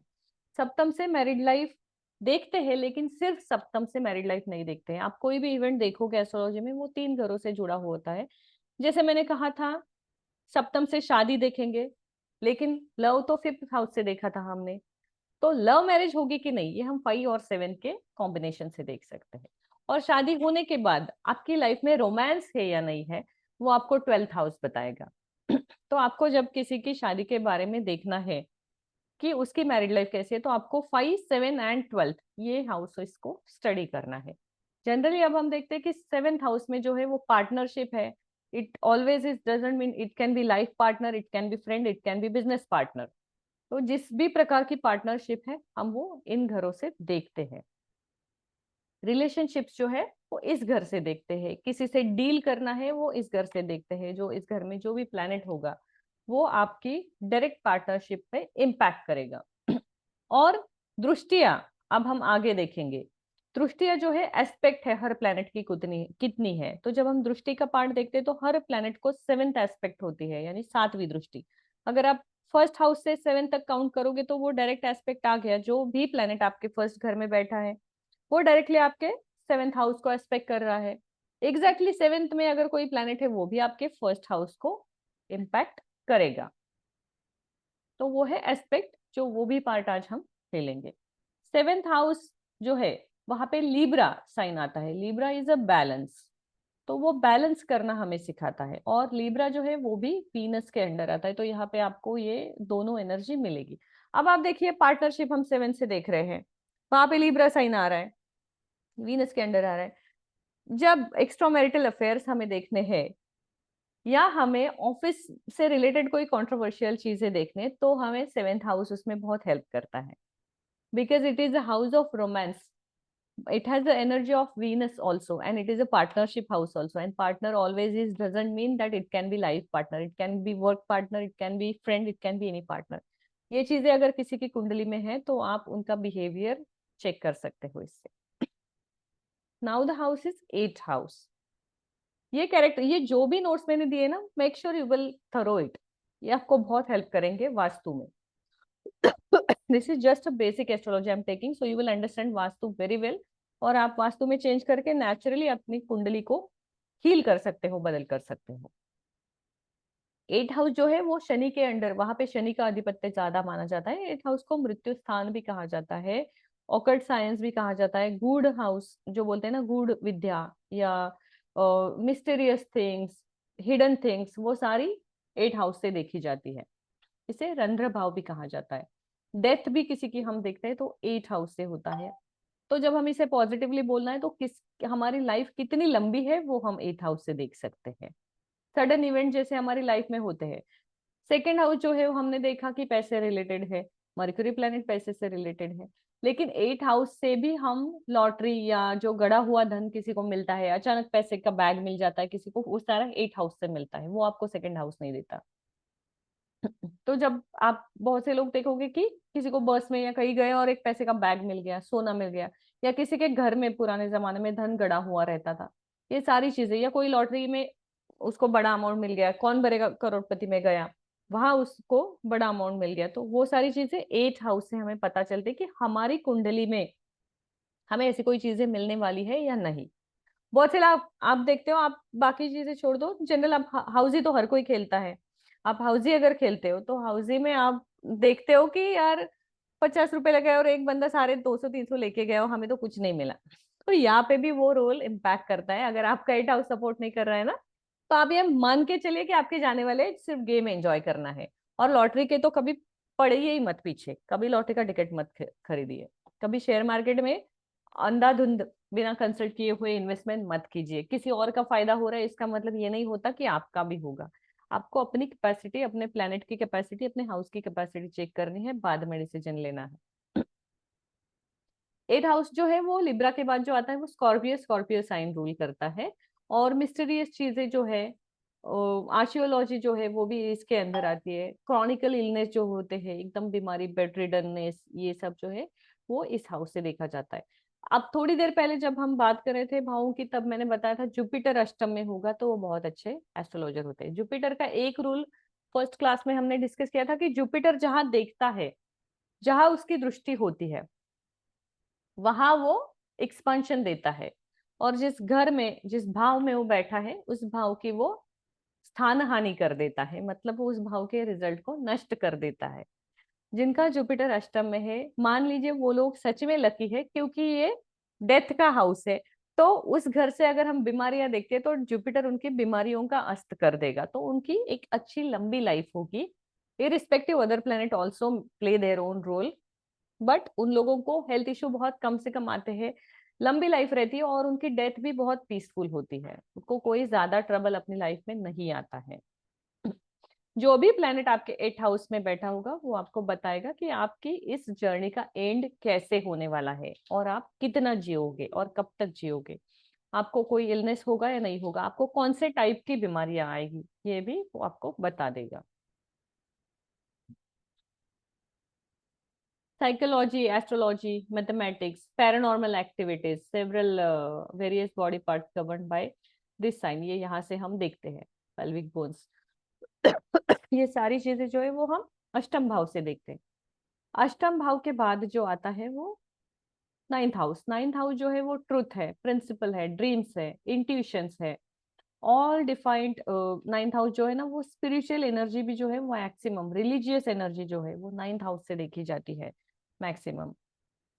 तो 9th हाउस जो है वो कर्मा का और धर्म का बैलेंस करने की जो होता है, जब अपने कर्मों से अपने धर्म को बैलेंस करते हैं और उससे हम जो है वो फायदा लेते हैं, वो भी हम 9th हाउस से देखते हैं। तो आपको अपनी लाइफ में कुछ भी पाना है, तो आपको अपना फॉर्चून सुधारना है, तो 9th हाउस पे यानी स्पिरिचुअलिटी पे काम करना, फोकस करना बहुत जरूरी होता है।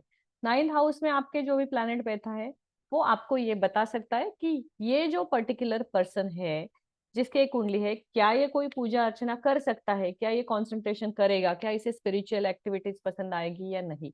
ये हम उस भाव से देख सकते हैं और फिर हम उस तरीके से उनको गाइड कर सकते हैं। फॉर एग्जाम्पल, मेरे पास अगर कोई कुंडली आती है तो मैं सडनली हर किसी को नहीं बोलती कि आप जाओ ये मंत्रा करो, इस मंदिर जाओ, पूजा करो, क्योंकि हमें कुंडली देख के ही पता चलता है कि ये इंसान नहीं करने वाला है। जब वो नहीं करने वाला है तो उसको बता के क्या फायदा। तो उसे कुछ ऐसा बताओ जो वो कर सकता है। इसलिए 9th हाउस बहुत इंपॉर्टेंट है। लेकिन 9th हाउस ऐसा हाउस है जो आपके 5th हाउस के पूर्व पुण्य को बढ़ाएगा, तो आपको 9th हाउस जो है वो रिचुअल्स और मंत्रास करना उतना ही जरूरी भी है, अदरवाइज आपको अपने कर्म काटने के अलावा और कोई ऑप्शन नहीं रहता है। Then it is a, bore नहीं हो रहा है ना किसी को, नींद नहीं आ रही है, बोर नहीं हो रहा है, नहीं मैम। ओके, ठीक है। 10th हाउस हम देखते हैं, 10th हाउस को कर्म स्थान माना जाता है। हाँ, कर दीजिए बंद। 10th हाउस जो है उसे कर्म स्थान माना जाता है, और 11th हाउस जो है वो कर्म से मिलने वाला फल। जब हम जॉब करेंगे तब मंथ एंड में जो सैलरी मिलेगी वो हमारा 11th हाउस डिसाइड करेगा। हम जॉब करेंगे या बिजनेस करेंगे 6th हाउस डिसाइड करेगा, क्योंकि मैंने थोड़ी देर पहले बोला था 6th हाउस हमारे जॉब को रिप्रेजेंट करता है। और हम किस प्रकार का जॉब करेंगे, हम किस प्रोफेशन में जाएंगे, क्या काम करेंगे, ये 10th हाउस बताएगा। तो जैसे इस रूल को हमने देखा है कि कोई भी इवेंट के लिए हम कोई भी एक हाउस, एक प्लेनेट, एक राशि नहीं देख सकते, हमें 3 जो है उस पे फोकस करना है। अगर आप जॉब से रिलेटेड पैसा भी, आपको सेकंड हाउस नहीं देखना है, आपको 6, 10, 11 देखना है। 10th हाउस को कर्म भाव माना जाता है। जो भी डील, आप कौन से टाइप का काम करोगे, आपको काम से कितना प्रेस्टीज मिलेगा, आपके काम में आपका रेपुटेशन कैसा रहेगा। 10th हाउस से अपने फादर का रिलेशन भी देखते हैं, आपके फादर के साथ आपका कैसा रिलेशनशिप होगा, आपके फादर की ऑक्यूपेशन, उनकी लाइफ, ये चीजें भी हम 10th हाउस से देख सकते हैं। और इस घर में जो भी प्लैनेटरी पोजीशन है, ये जनरली इस घर का जो एनर्जी है वो कैप्रिकन साइन के अंडर आता है। कैप्रिकन हम सब जानते हैं, शनि के अंडर कैप्रिकन साइन आता है, और शनि का जो है वो डेबिलिटेड साइन आता है। मतलब शनि जो है वो स्कॉर्पियन, सॉरी नॉट स्कॉर्पियन, कुंभ राशि में, एक्वेरियस राशि में आपको अच्छे फल देता है, लेकिन कैप्रिकन यानी मकर राशि में आपके कर्म क्लियर करता है, तो वो आपके ऑब्स्टेकल्स थोड़े से ज्यादा होते हैं। अब अगर आपका 11th हाउस अच्छा है तो आपके 10th से मिलने वाला लाभ आपको तुरंत मिलेगा, नहीं तो उसमें थोड़ी सी देरी हो जाएगी। नाउ 11th हाउस, इसे लाभ स्थान कहा जाता है। लाभ भाव जो है, जो भी आपको पूरे लाइफ में जो बेनिफिट्स मिलने वाले हैं वो इस घर से देखे जाते हैं। जैसे हमने बोला था सुख जो मिलने वाला है वो 4th हाउस से मिलेगा, लेकिन जो गेन है जो आपको नेम, फेम, रेपुटेशन, पैसा, ये आपको इस घर से पता चलेगा। आपके वेल विशर्स कितने हैं, आपके फ्रेंड्स कितने हैं, जो कुछ आपको अच्छी चीजें मिलने वाली है वो 11th हाउस से देखी जाती है। आपका सोशल सर्कल, फ्रेंड सर्कल, ये सारी चीजें आपको यहाँ से पता चलेगी। आपका एल्डर ब्रदर जो है वो भी आपको यहाँ से आप देखोगे। तो नेचुरल सिग्निफिकेटर इस हाउस का जो है वो सन है, क्योंकि मैंने फादर अभी थोड़ी देर पहले आपको बताया था। और एक्वेरियस साइन इसमें आएगा कैप्रिकन के बाद का। कैप्रिकन का सबने सिंबल देखा है, मकर सिंबल, और उसके यस। बाद एक्वेरियस साइन का सिंबल देखा है। एक्वेरियस का सिंबल क्या है? ओके, तो जनरली वो ऐसा है कि पानी का मटका लिया हुआ है, ऐसा सिंबल। ओके, तो वो जो है वो किसी ने घड़ा लिया है, और वो घड़ा उसके पीठ पे है, ऐसा सिंबल है। But that is, it is represent with gold also, कि वो गोल्ड का घड़ा भी हो सकता है। इसीलिए जो है शनि जो है, जो देता है मैक्सिमम पॉजिटिविटी, अगर किसी साइन को देता है वो कुंभ राशि को अच्छी चीजें देता है, और जो मकर राशि में आता है उसमें स्ट्रगल देता है। इसका सबसे अच्छा एग्जांपल है मकर संक्रांति। हम सब जानते हैं साल में एक बार मकर संक्रांति आती है जनवरी में। मकर संक्रांति हम क्यों सेलिब्रेट करते हैं? क्योंकि सूर्य जो है वो मकर राशि में भ्रमण करता है। सूर्य हमने देखा है एक महीने में एक राशि घूमता है। जनवरी में सूर्य जो है वो मकर राशि में आता है, और मकर राशि में शनि उनसे सूर्य के कर्म जो है वो कर्म चुकाने को उनको लगाता है, इसलिए सूर्य वीक माना जाता है। इसीलिए मकर संक्रांति फेस्टिवल है जिसमें हम ब्लैक कपड़े पहनते हैं, या तिल का डोनेशन या तिल का अपने आहार में अपनी एनर्जी को बढ़ाने के लिए, क्योंकि हम सब वीक फील करते हैं उस पूरे महीने में। तो नॉट ओनली मकर संक्रांति, उस पूरे महीने में हमें तिल या जैगरी या हेवी जो चीजें हैं ना वो सभी ग्रहण करनी चाहिए अपने स्ट्रेंथ को बनाए रखने के लिए। अब है 12th हाउस। 12th हाउस जो है this is the last house of the astrology. हमने एक फर्स्ट हाउस से जब हमने अपना साइकिल शुरू किया था लाइफ का, फर्स्ट हाउस में हमने देखा कि एसेंडेंट है, मतलब हमारे जन्म का पर्पस हमें फर्स्ट हाउस से पता चलता है। और हमारे मोक्ष की जर्नी है वो 12th हाउस से शुरू होती है, जहाँ पे हमारा एंड होता है। मृत्यु भले ही हम 8 से देखे, जो हमारा मोक्ष है वो हम 12th से देखते हैं। जिस भी चीज का एंड है वो यहाँ से आ जाता है। लाइफ साइकिल का जो एंड है वो इस घर से आ जाएगा, और यहाँ से हमारी स्पिरिचुअल बिगिनिंग्स शुरू हो जाएगी, ऐसे माना जाता है। अगर आपका 12th हाउस अगर वीक है तो आपके लाइफ में सेपरेशन, पार्टनर्स से सेपरेशन, ये भी मैंने अभी थोड़ी देर पहले बताया कि 5, 7 एंड 12 आपको देखना है पार्टनर्स के लिए। तो आपका जो सेपरेशन है, डिवोर्स केसेस है, या आपके नेबर से रिलेटेड आप कोई चीज है, डिटैचमेंट का फील है, आप लोगों से डिस्कनेक्ट हो जाते हो, mostly disconnection you can say, वो डिस्कनेक्शन है, वो 12th हाउस से कनेक्टेड है। और जो इमोशनल बेस पे चीजें होती है ना, तो 12th राशि कौन सी आती है? पाइसेस, मीन राशि आती है। मीन राशि इज वाटर साइन, पानी से रिलेटेड है। तो वो इमोशनल टर्मोइल्स जो हमारी लाइफ में होते हैं वो भी 12th हाउस से देखे जाते हैं। हाउसेस के बारे में किसी को कोई प्रॉब्लम है?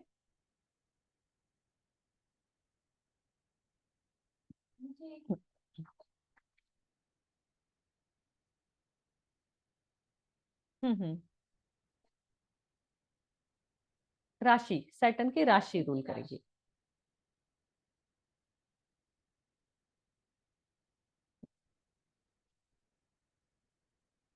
क्योंकि हम जनरल एनर्जी ले रहे हैं उस घर की, स्पेसिफिक नहीं ले रहे, हम जनरल एनर्जी उस घर की ले रहे हैं।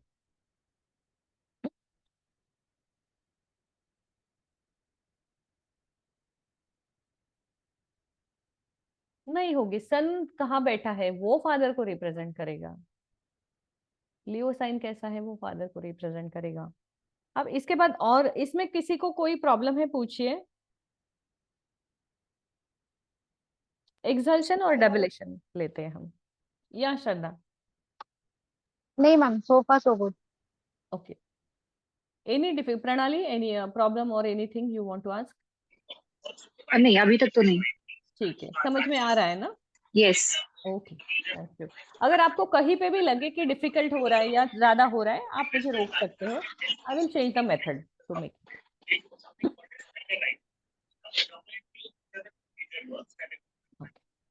अभी हम देखते हैं, अभी हमने क्या देखा। प्रणाली आप म्यूट कर दीजिए आवाज से ज्यादा। हाँ, थैंक यू। अभी हमने प्लैनेट्स देखे, हमने प्लैनेट्स की दृष्टि की बीच बीच में बात की। प्लैनेट की दृष्टि के बारे में कितने लोगों को पता है यहाँ पे कि क्या दृष्टि होती है? एस्पेक्ट अनम्यूट करके बोलिए, वो लोग सुनेंगे।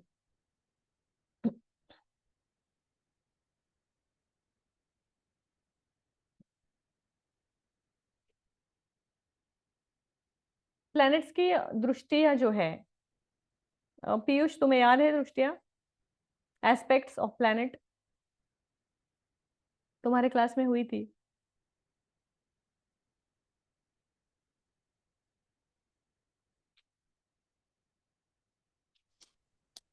सबकी एकदम से याद नहीं, बट हाँ मैक्सिमम 7, 3, 7 होती है, किसी की 10 होती है, किसी की 6 8 होती है। It depends on every planet basically. बतानी है क्या? नहीं, एस्पेक्ट मीन्स क्या है ये मुझे जानना एस्पेक्ट का मतलब ये होता है कि मान लीजिए किसी एक भाव में कोई एक प्लैनेट बैठा है और उसके सामने या नंबर ऑफ जो जैसे जुपिटर का 3, 7 इस तरीके से उसकी नजर पड़ती है, तो उस भाव से मतलब जैसे अगर फर्स्ट में जुपिटर बैठा है तो उसकी 7th दृष्टि जो है 7th हाउस में पड़ेगी, तो वो कैसा इम्पैक्ट करेगा? देखने से भी इम्पैक्ट पड़ता है। मार्स कहाँ बैठा है और कौन से भाव को देख रहा है, उस पे भी इम्पैक्ट पड़ता है। तो उस इम्पैक्ट को हम दृष्टि कहते हैं। एक तो हम देखते हैं उस भाव में कौन सा प्लैनेट बैठा है, दूसरा हम ये भी देखते हैं उस भाव को कौन सा प्लैनेट देख रहा है। जैसे कि आपने एक्सप्लेन किया था कि ड्राइंग रूम है, लिविंग रूम है, बेडरूम आपका बेडरूम है और किड्स का बेडरूम है। अब किड्स अपने रूम में हैं, लेकिन फादर अगर वहां से बैठ करके देख रहा है अपने बेडरूम से या लिविंग रूम से, तो बच्चों की एक्टिविटी डेफिनेटली डिफरेंट हो जाएगी। वो वैसे दरवाजा बंद करके मस्ती कर सकते हैं, लेकिन पापा देख रहे हैं तो वो ज्यादा मस्ती नहीं करेंगे। वो वाला aspect is what we talk. Okay. Piyush, आपको याद है कुछ भी एस्पेक्ट के बारे में? ओके। तो एस्पेक्ट देखने से पहले मैं एक छोटी सी बात आपको यहाँ बताऊंगी कि जो शनि है, मंगल है और राहु है, इन्हें पाप ग्रह, और सूर्य को भी पाप ग्रह कहा जाता है। ये ग्रह जिसे भी देखते हैं, जिस भी हाउस को देखेंगे, वहां के जो रिजल्ट्स है वो कम हो जाते हैं। मान लीजिए कि आपके फर्स्ट हाउस में सन बैठा है। सेवेंथ एस्पेक्ट अगर हम देखें, आपको कुंडली डाल दीजिए कोई, और एस्पेक्ट का ओपन कर दीजिए चाहिए तो। सबके पास कुंडली है अपनी अपनी, तो उसमें आप देखिए अगर आपके फर्स्ट हाउस में सन है, इमेजिन इट, तो आपके सेवेंथ हाउस को देखेगा। तो अगर वो आपके सेवेंथ हाउस को देख रहा है तो डेफिनेटली आपकी, हाँ, एस्पेक्ट्स का निकालिए। आपकी जो ये है ना मैरिड लाइफ है, उसमें थोड़ी सी रुक्षता आएगी, रूढ़ता आएगी, क्योंकि उसका सेवेंथ एस्पेक्ट उस राशि पे, उस हाउस पे इम्पैक्ट करेगा। हाँ, एस्पेक्ट दो प्रकार की होती है, डबलेशन एंड एक्सॉल्शन। तो कुछ राशियों में या कुछ एक्सेप्ट में, जैसे मान लीजिए एक प्लैनेट इस पर्टिकुलर राशि में बहुत अच्छे रिजल्ट देगा, लेकिन वही प्लैनेट किसी एनिमी साइन में आ गया तो उसमें अच्छे रिजल्ट नहीं दे पाएगा, या तो उसे कोई और प्लैनेट देख रहा है जो उसका फ्रेंडली प्लैनेट है तो वो अच्छे रिजल्ट देगा, और जब वो एनिमी प्लैनेट आता है तो वो अच्छे रिजल्ट नहीं दे पाएगा। हा, मित्र ग्रह, शत्रू ग्रह, तर मित्र ग्रह जे असतील ते एकमेकांना बघत असतील तर चांगले रिझल्ट येतील, पण शत्रू ग्रह बघत असतील तर हा, नाही, ऍस्पेक्ट जे आपण बघणार आहे 7-3 ज्या ऍस्पेक्ट आपण बघितल्या, 7वी दृष्टी ग्रहांची, त्याच्याप्रमाणे। हाँ, एक्सॉल्शन ले लीजिए पहले जी। एक्सल्टेशन जो है ना, ये भी आपको बाय हार्ड करना है सबको। ये बहुत सिंपल चार्ट है, और ये आपको किसी की भी कुंडली आपके रहेगी ना, with in 5 minutes you at least can give 2-3 prediction. आप किसी और को छोड़ दो, आप अपनी कुंडली रोज लेके बैठोगे ना ट्रांजिट वाली, तो ट्रांजिट में आपको पता चलेगा आज आपका कौन सा प्लेनेट पावरफुल है, आपका कौन सा प्लेनेट नहीं है, और उस प्रकार के आपके इवेंट आप देख सकते हो। Sun is exalted in Aries. Aries जो है वो मार्स का साइन आता है, तो मंगल की राशि में सूर्य जो है वो एक्सॉल्टेड हो जाता है। Moon is exalted in taurus. Moon जब भी टॉरस में आएगा तो वो बहुत अच्छे रिजल्ट देगा। Mercury is exalted in Virgo. Mars is exalted in Capricorn. Venus is exalted in Pisces. यहाँ पे मैं आपको सिंपल थोड़ी सी बात बताती हूँ, शायद आपको आज समझ में नहीं आएगी, फ्यूचर में आएगी। पाइसेस का जो स्वामी है मीन राशि का, वो है गुरु, जुपिटर। टॉरस साइन का जो स्वामी है वो है वीनस। अगर आप एस्ट्रोलॉजी देखो तो Venus and Jupiter they are enemy planets, लेकिन पाइसेस में यानी कि गुरु की राशि में शुक्र जो है वो उच्च का होता है मीन राशि में। और वीनस की जो लिब्रा राशि, वीनस के अंदर दो राशि आती है, टॉरस आती है और लिब्रा आती है। तो लिब्रा में अगर जुपिटर आ जाता है तो वो भी उच्च का हो जाता है। तो अगर लिब्रा में जुपिटर आएगा तो वो आपको बहुत अच्छे रिजल्ट देगा, इररिस्पेक्टिव वो उसके एनिमी प्लैनेट का साइन है। उसके बाद है Jupiter is exalted in Cancer. Cancer sign में भी जुपिटर अच्छा है। Saturn exalted in Libra. Uranus is exalted in Scorpio. अभी फिलहाल हम यूरेनस नेपच्यून नहीं सीख रहे हैं, लेकिन उसमें आप बाद में धीरे धीरे हम देख लेंगे उसको थोड़ा सा। Neptune is exalted in Leo and Pluto is exalted in Aries. ये चार्ट आपको बाय हार्ट करना है, और फिर हम उसको नेक्स्ट टाइम जो है वो प्रेजेंटेशन में टीवी पे लूंगी तो मैं आपको बोर्ड पे अच्छे से समझा पाऊंगी। इसके बाद जो लिस्ट है डेबिलिटेड कि कौन सा प्लैनेट आपको किस राशि में खराब रिजल्ट देगा, वो आपको देखना है। वो खराब रिजल्ट देगा मतलब वो वीक हो जाएगा, उस राशि में उसका पावर कम हो जाएगा। जैसे हम मान लीजिए मुझे ड्राइंग कंपटीशन के लिए जाना है और मुझे ड्राइंग बहुत पसंद है, तो मैं मेरी मम्मी से जाके बहुत कन्विंस करूंगी मुझे एडमिशन लेना है ड्राइंग का, मुझे ये चाहिए, मुझे वो चाहिए, पेपर चाहिए, सब चाहिए। And I will enhance my knowledge under her guidance because she is supporting me. लेकिन मैं अपने पापा से बहुत डरती हूँ, उनके पास तो मुझे जाने से भी डर लगता है कि मैं ये बात उनको पूछूं। जब मैं जाके डर डर के उनको पूछो भी, परमिशन भी दे, मेरा परफॉर्मेंस उतना अच्छा नहीं रहेगा, क्योंकि मेरे हमेशा सर पे रहेगा कि अरे यार नहीं अच्छा बना तो पापा क्या बोलेंगे पता नहीं। तो क्या होगा, लिमिटेशंस हो जाते हैं मेरे रिजल्ट प्रोड्यूस करने में, क्योंकि मेरे ऊपर मेरे पापा की दृष्टि और मम्मी की दृष्टि दोनों चीजें अलग हो गई। इस प्रकार से प्लेनेट काम करते हैं, आपके ऊपर कौन से प्लेनेट की दृष्टि है उस प्रकार से आपको अगर रिजल्ट देगा सेम चीज के लिए। Sun is debilitated in Libra. Moon is double-lated in Scorpio, Mercury in Pisces, Mars in Cancer, Venus in Virgo, Jupiter in Capricorn, Saturn is double-lated in Aries, Uranus is in Scorpio, Neptune is in Leo and Pluto is in Aries. ये दोनों chart next class में मैं सबको पूछने वाली हूँ और सबको आने चाहिए।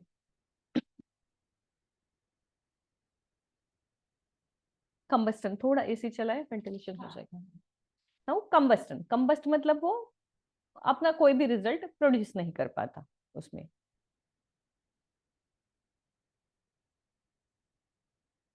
अब तक सब ठीक है? किसी को ब्रेक लेना है? वाटर ब्रेक मतलब सबने लिया ही होगा ऑन स्क्रीन वालों ने। हम 2:30 को ब्रेक लेंगे और 3 o'clock को हम फिर से स्टार्ट करेंगे। आधे घंटे का ब्रेक हम लेंगे आज।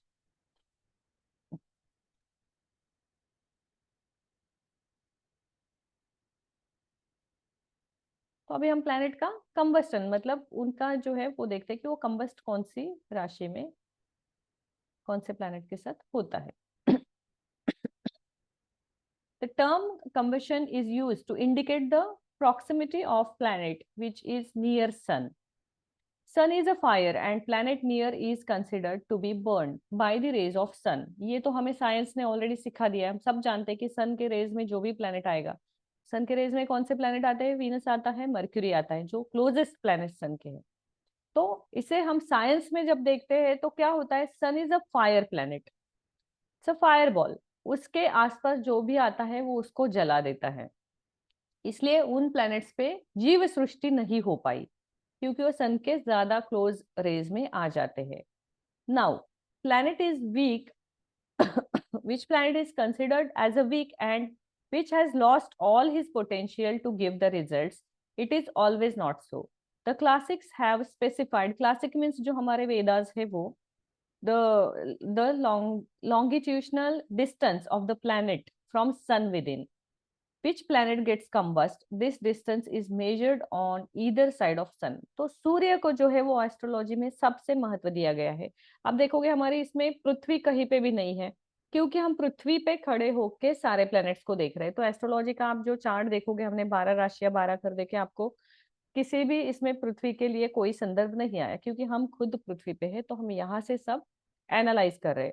जब एनालाइज करते हैं तो सबसे पहले हम देखते हैं कि सन के आसपास कौन है, तो वो है वीनस है और मर्क्यूरी है, इसलिए वहां पे जीव सृष्टि नहीं है। इसी को अगर हम एस्ट्रोलॉजिकल इसमें देखें तो वीनस के कैरेक्टरिस्टिक्स कौन से है?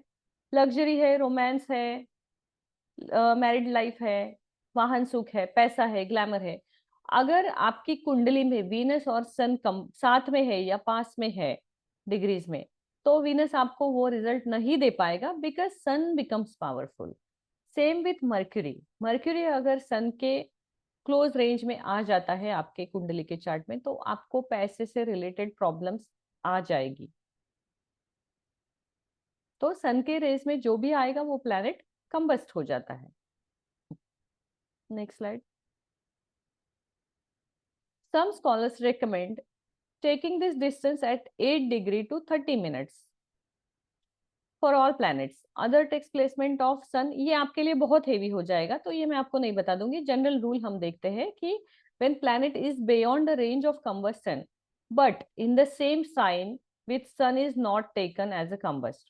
Do not consider Rahu and Ketu as a combust. Rahu और केतु पे सूर्य का कोई इंपैक्ट नहीं होता है, वो वही रिजल्ट देंगे जिस राशि में या जिस घर में वो है या जिस प्लैनेट के साथ वो है।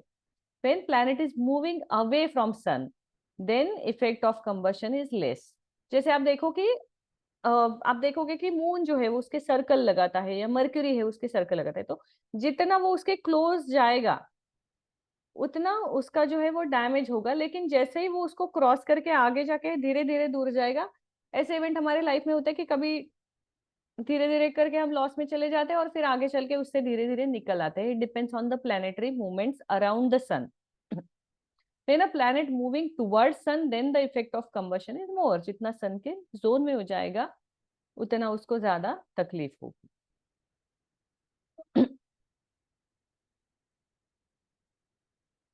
कैसे पूर्णिमा से? हाँ। हम्म।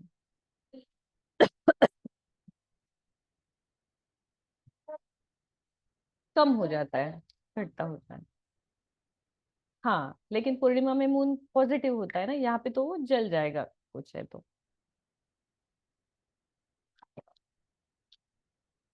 तो लॉर्डशिप, लॉर्डशिप मतलब कौन से राशि का कौन सा प्लैनेट स्वामी है।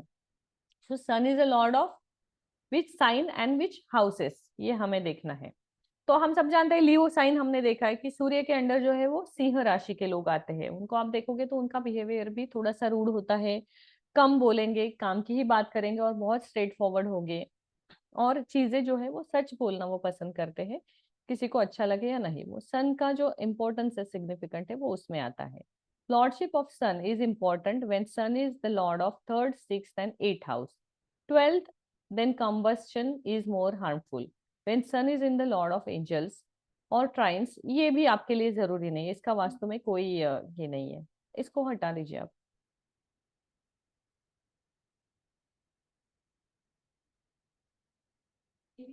हाँ, ये भी हटा दीजिए, क्योंकि हमें एस्ट्रो वास्तु करना है ना, तो एस्ट्रोलॉजी से रिलेटेड हमें लेना है उतना। अभी हमने घर देखे हैं, प्लैनेट देखे हैं। अब आप किसी का भी, आप में से कोई जिन्होंने कोई चार्ट लाया है, उस चार्ट को डालिए, उसके ऊपर हम जो चीजें आज सीखी है ना उसको देखेंगे। आप में से कोई भी चार्ट शेयर करना चाहता है, ग्रुप में शेयर कर दीजिए और गरिमा जी उसको स्क्रीन पे डालेगी।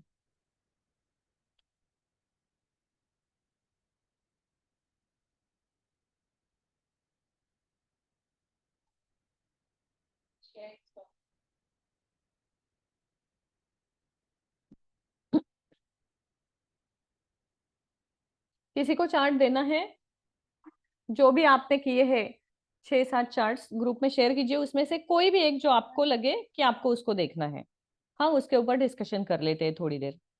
मुझे भी सबके ऑलरेडी शेयर। कर दिया है ना, हाँ वो कर देंगे ग्रुप पे शेयर, अभी किसी ने किया है या प्रणाली। आप ये चार्ट डाल दीजिए। वेरी इंटरेस्टिंग चार्ट, इसमें सैटर्न फर्स्ट हाउस में आ रहा है, स्वराशि में। हम्म, ठीक है। पीयूष ने होमवर्क सबमिट किया है। Okay, very nice Piyush.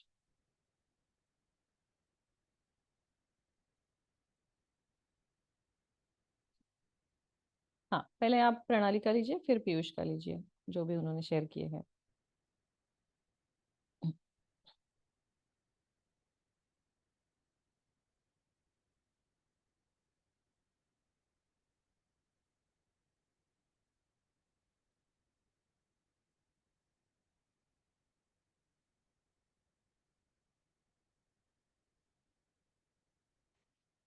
हाँ, आ गया स्क्रीन पे ये चार्ट। अब इस चार्ट के बारे में मुझे हर आपसे, जब जो आप तक हमने आज तक जो भी सीखा है 2 क्लास में, आपको क्या लगता है इस चार्ट के बारे में, वो मुझे श्रद्धा से स्टार्ट करेंगे हम। मुझे पता चलेगा वो सोई भी है या जाग रही है। Ma'am, I'm awake. Okay. Saturn is the ascendant here. Hmm It's in the first house, okay. and Mars is there in the fourth house. Hmm So what points you get from this Kundali? 4 to 5 points you share with us.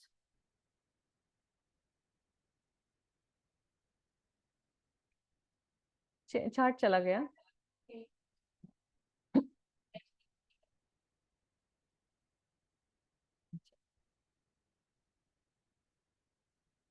Okay, Shraddha.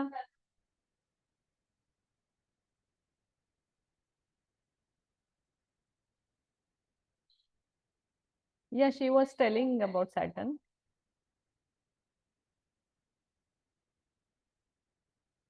That's it for now, ma'am. I need to kind of go through again. No problem. 2 points. 2 points are more than enough. So when Saturn in the first house, you said, what do you think?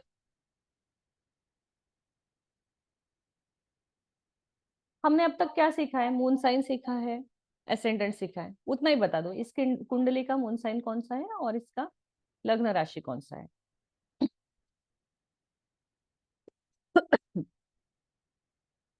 हमें अभी prediction पे जाना ही नहीं है, हमें basic समझना है।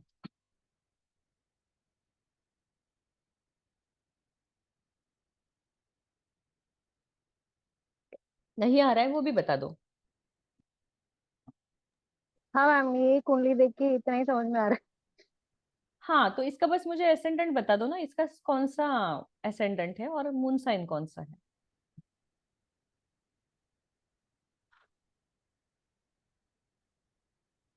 है। It's a Capricorn. ओके। वो नंबर क्लियर नहीं है मैम, सॉरी। 10th नंबर 10 है इसका। राइट? हम्म हाँ, इट्स अ केप्रिकॉन। हम्म।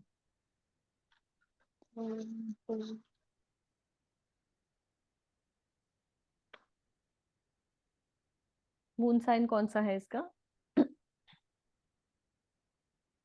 इसीलिए आपको सीक्वेंस याद करने हैं, क्योंकि मून हाँ मैम, मैं आपको पेजेस टर्न नंबर कर। बताएगा, वो राशि नहीं बताएगा। अम्म,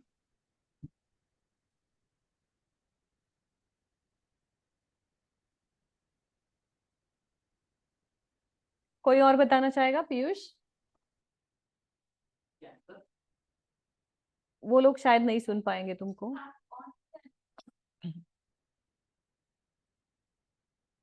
अनम्यूट करके बोलो।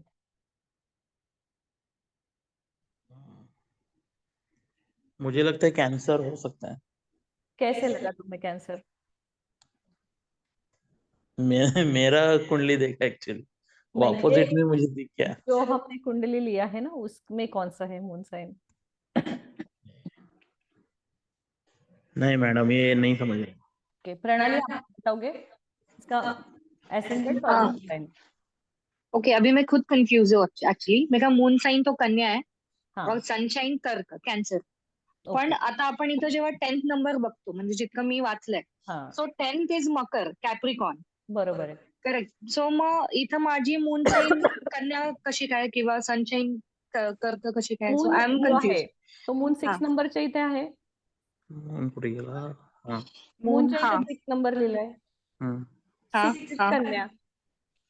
ओके. हा, सो मून शाईन, ओके तो okay. That is your moon sign, कारण अच्छा. तिथे जो नंबर आहे अच्छा, ती तुझी राशी. जिथे पण चंद्र आहे ना कुंडलीत, तिथे जो हा, नंबर आहे ती तुमची मून साइन. हो, ओके. आणि सनशाईन? सनसाइन तू जे सांगितलं ते वेस्टर्न असेल. इथे आपण जी लग्न राशी म्हणतो ती तुझी मकर येणार. मकर येणार, ओके, हा. ठीक. आणि मकर जी आहे ती शनीची राशी आहे, म्हणजे तुझा असेंडंट आहे ना, प्रथम हाऊस जे आपण म्हणतो फर्स्ट हाऊस, ते जास्त स्ट्रॉंग आहे, कारण त्याचा स्वामी स्वतःच तिथे स्वगृही आहे.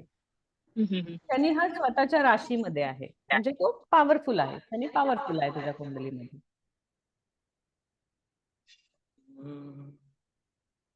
एनिथिंग पियुष? नाही नाही, शनी या कुंडलीमध्ये शनी मकर बरोबर आहे ना? हो. मग शनी तुम्ही म्हणतात की मकरला शनी खूप ऑब्स्टॅकल्स आता देतो. सध्या तो आपला पार्टच नाहीये, आपल्याला अच्छा. तो किती पॉवरफुल आहे ते बघायचंय. बर बर. त्यांनी ते जे ऑब्स्टॅकल वगैरे आपण बघतो ना, बाकीचे पण प्लॅनेट आपण बघणार की तो चांगले रिझल्ट देणार की खराब, ती नंतरची गोष्ट आहे. आता बर. सध्या तो पॉवरफुल आहे, कारण तो या कुंडलीचा स्वामी आहे आणि तो स्वतःच्या घरात बसलाय. अच्छा, ठीक.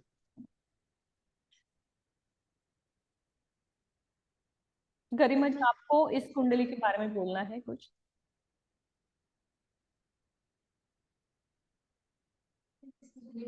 जो भी हमने अभी तक जो टॉपिक्स लिए उसमें आप क्या बोलना है? हमने हाउसेस लिए, राशियां ली, उस हिसाब से. Sorry guys. आप सबको मून साइन समझ में आया ना? Yes ma'am. कैसे निकालना है? जहां पे भी वो आपका मून साइन. देखिए सैटर्न इज सिटिंग, अब वो अपने अपने घर में बैठा है लेकिन फर्स्ट हाउस में है, तो इससे आपकी पूरी पर्सनालिटी कैसी होगी वो सैटर्न निर्धारित करेगा, फिजिकल पर्सनालिटी. सो उसके बारे में बताऊं कैसा हाँ, दिखेगा? फर्स्ट हाउस जो फिजिकल पर्सनालिटी है ना, वो कैसे पर्सनालिटी दिखेगा? ये जो भी पर्सन होगा उसका फिजिकल कैसे होगा? उसका फिजिकल बहुत स्ट्रॉन्ग फिजिक नहीं होगा कंपैरेटिवली. ऐसा स्ट्रॉन्ग आपको ऐसा बोलना चाहिए कि हार्ड होगा पर स्ट्रॉन्ग नहीं होगा, दोनों में से फर्क होता है. ठीक है. प्लस कॉम्प्लेक्शन थोड़ा सा डार्कर साइड में होगा बंदे का, दैट इज वन थिंग. अगर हम देखेंगे इसमें सेकंड हाउस में जो है 11 नंबर आ रहा है, पर यहाँ पे कोई भी प्लैनेट नहीं है।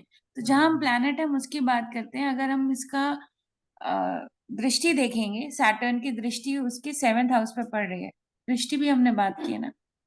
तो जो भी आपका स्पाउस होगा, जिस भी बंदे की ये कुंडली है, दैट पर्सन वुड बी थोड़ा सा रूखा सा होगा स्वभाव में। अगेन नहीं, आप अभी प्रिडिक्शन में मत जाइए, क्योंकि उसके लिए बहुत से अदर प्लैनेट्स एस्पेक्ट करते हैं। नहीं, तो Saturn वही मैंने पूछा मैं क्या बताऊं, what should I tell and what should I क्योंकि नॉट। अगर आप दृष्टि की बात करें, सैटर्न की दृष्टि आ रही है, लेकिन आपको मार्स की भी तो देखनी है ना, 7th मार्स हाउस की पे, देखनी और आपको 7th हाउस की मर्क्यूरी की दृष्टि कहाँ है वो भी देखनी है, फिर वो प्रेडिक्शन गलत हो जाएगा या चेंज हो जाएगा। Right. So what should I tell right now, मतलब वो सैटर्न इसका असेंडेंट है, मून जो है कन्या राशि जो है इसकी मून साइन है। तो And कन्या राशि का मून आपको क्या कैरेक्टरिस्टिक देगा और सैटर्न आपको फर्स्ट हाउस में क्या कैरेक्टरिस्टिक देगा, हम वो देखेंगे कि मकर राशि का एसेंडेंट है उसके कैरेक्टरिस्टिक जो हमने देखे हैं। ओके ओके, तो मकर राशि के जो हमने असेंडेंट, क्योंकि ये असेंडेंट है, तो उसकी जो राशियां भी तो कहाँ देखी हमने, प्लैनेट्स देखे राशि हैं। हमने लास्ट टाइम नहीं देखी सीक्वेंस से, आप ये हुआ ना वो जिसका लग्न राशि क्या है, हाँ और अभी उसको खोजना पड़ रहा है। ओके, तो राशियों के बारे में हमने नहीं डिस्कस किया है ना, कौन सी राशि नहीं मैम, कैरेक्टरिस्टिक है। नहीं मैम। कोई बात नहीं, फिर उसे छोड़ के आपको क्या लगता है आप बता दीजिए, जनरल सीखा है वो। देखिए, एक तो जुपिटर बैठा है 8th हाउस में, जैसे कि आपने पहले बोला था। या हाँ, इस कुंडली में, हाँ, तो ये स्पिरिचुअलिटी में बहुत आगे एस्ट्रोलॉजर बनेंगी बनेंगी। ओके, और ये राइट, जो भी बट ये है लॉन्ग लाइफ होगी। लॉन्ग लाइफ रहेगी, और ये सन के साथ बैठे हैं, तो और भी वो है ना, 5 लियो है, 5 नंबर है ना कहाँ पे? जुपिटर के साथ, 8th हाउस में 5 नंबर है। तो आपको ऐसे बोलना है 8 हाउस का स्वामी। स्वामी, हाँ, लियो है, 8वें घर का स्वामी हाँ, यहाँ पे लियो है, सन है, यानी कि तो that is only going to benefit over है, कंबस्ट नहीं करेगा ना। जुपिटर लंबा होता है ना, और वो शनि के घर में बैठा है ना। शनि के घर में बैठा है सन, तो वो वैसे ही खत्म हो जाएगा। That is what. हम्म, और बाकी आप किसी और से पूछ हाँ, तो ये अच्छा पॉइंट बताया उन्होंने कि जुपिटर 8 में है, जो हमने आज सीखा था इस कुंडली का। तो ये स्पिरिचुअल या ऑकल्ट साइंस के लिए कुंडली सपोर्टिव है। दूसरी बात है कि ये जो भी पर्सन होगा, ये लॉन्ग लाइफ, इनकी जो एंड होगा पीसफुल होगा इस लाइफ में। जनरली हम यहाँ तक इससे पहुंचते हैं जो हमने आज सीखा उससे। इसका राहु के बारे में हमने बात की। हाँ, वही मैं बोल रही थी, लेकिन एंड तो राहु 12th हाउस में है इसका, तो एग्जिट कौन सी राशि में? राशि इनकी 9 है, तो जुपिटर की राशि में है बेसिकली। नहीं, सेजिटेरियस, धनु राशि। धनु राशि में, सेजिटेरियस में है। राहु 12 में है, तो इनका फॉरेन ट्रैवल अच्छा रहेगा मैं पूछती है, क्योंकि हम आप म्यूट कर दीजिए। हाँ, जो लॉन्ग टर्म ट्रैवल्स है वो 12th हाउस से देखते हैं। जैसे हमने देखा था कि घर से दूर जाना राहु लेके जाता है, और 12th हाउस जो है वो एंड है टूवर्ड्स दिस जर्नी, तो राहु जो है वो फॉरेन ट्रिप्स बहुत ज्यादा बेनिफिशियल देगा इस कुंडली को, क्योंकि वो वहां पे आ गया। सन वीनस केतु साथ में है, तो सन के साथ वीनस आया, मतलब वीनस का कारकत्व कम हो गया, जो हमने अभी अभी देखा, क्योंकि Venus is the closest planet of sun. तो इसका इम्पैक्ट क्या होगा ये हम बाद में देखेंगे, अभी फिलहाल हमने जो देखा है जॉब्स वगैरह एस्पेक्ट्स, उस तरीके से हम देखेंगे। इसके बाद किसको कुंडली शेयर करनी है? और जो आपने सैटर्न 10th में आप बता रही थी ना दृष्टि, उसके अलावा आपने उसके फिजिक्स के बारे में बोलना था। सैटर्न जो है फर्स्ट में तो लॉन्गेविटी देगा, अपनी राशि में है तो हार्डवर्क देगा, हार्डवर्क बनाएगा बंदे को, इंटेलेक्चुअल बनाएगा, और हर चीज में कंसंट्रेशन, फोकस, जस्टिस, ये सारी चीजें देगा। हाँ, इतना ज्यादा काम पीयूष ने किया है जो ग्रुप के पोस्ट पढ़ के मुझे लगता है। अच्छा, इस चार्ट में हमें कुछ समझ में नहीं आएगा क्योंकि इसमें सारे घर नहीं है। ओके।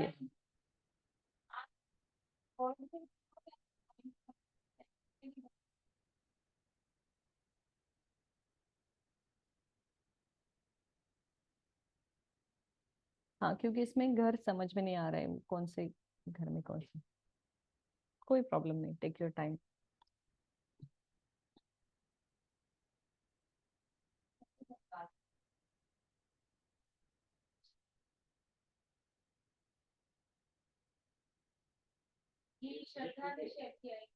अच्छा, श्रद्धा ने शेयर किया है अभी। श्रद्धा, अभी तुम अपनी जो भी तुमने चार्ट शेयर किया उसके बारे में तुम 2 पॉइंट पहले बताओ, फिर बाकी लोग बताएंगे।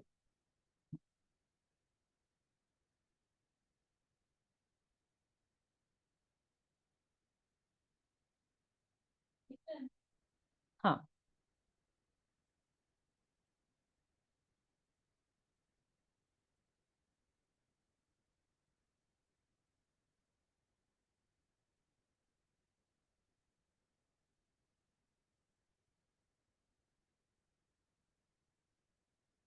आ गया ना, घूम रहा है वो।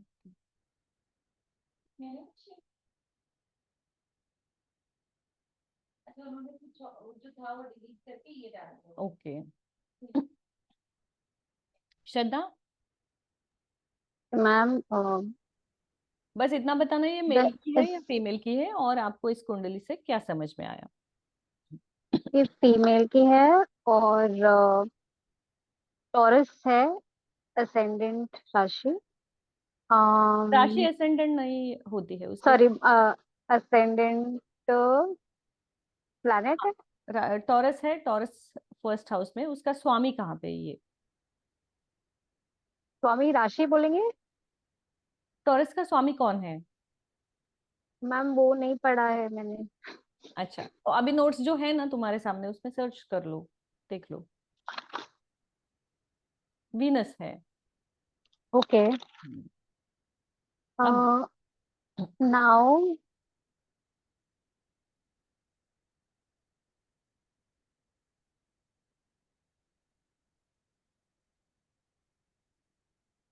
टेक योर टाइम, कोई जल्दी नहीं है।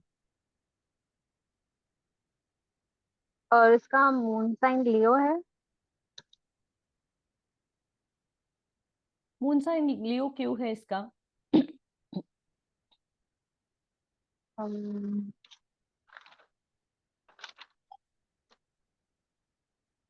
क्योंकि वो मून के साथ में 5th नंबर है। के साथ में 5th नंबर पे है, और हाँ राइट। गुड। अब मैंने पाप ग्रह बोला था, तो मुझे कोई भी एक पाप ग्रह बता दो इस कुंडली में कहाँ बैठा है।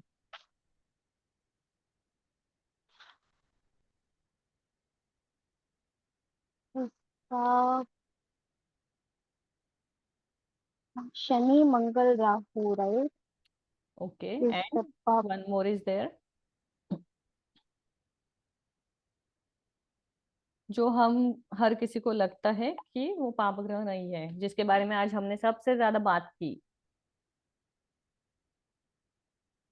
एक और पाप जुपिटर। ग्रह। जुपिटर तो हर चीज अच्छी देता सॉरी, है, extra. Shani Mangal Rahu.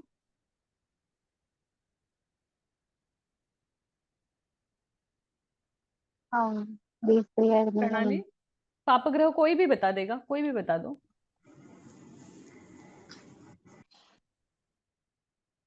Piyush, you know, Shani Mangal Rahu तो उन्होंने बता दिया, और एक पाप ग्रह है जो आज हमने डिस्कस किया था।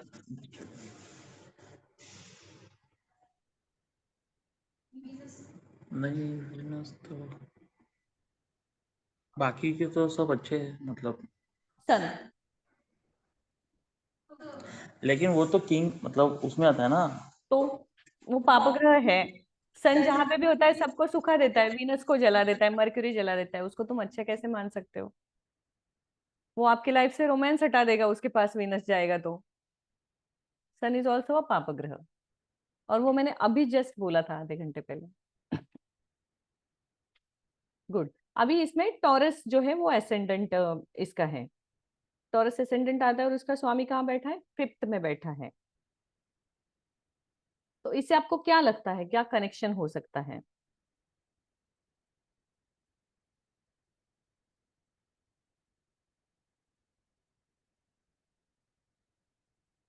और एक बात है, फर्स्ट क्लास में हमने बोला था सूर्य और शनि पिता पुत्र है, यहाँ पे दोनों साथ है। तो अच्छा है इस राशि के लिए ऑन अ फ्रेंडली नोट। तो उनके जो भी पिता पुत्र का रिलेशन है वो उतना ज्यादा हार्मोनियस नहीं होगा, या तो ज्यादा उनका संपर्क नहीं रहेगा, दूर रहेंगे या जल्दी चले जाएंगे। ओके। हाँ।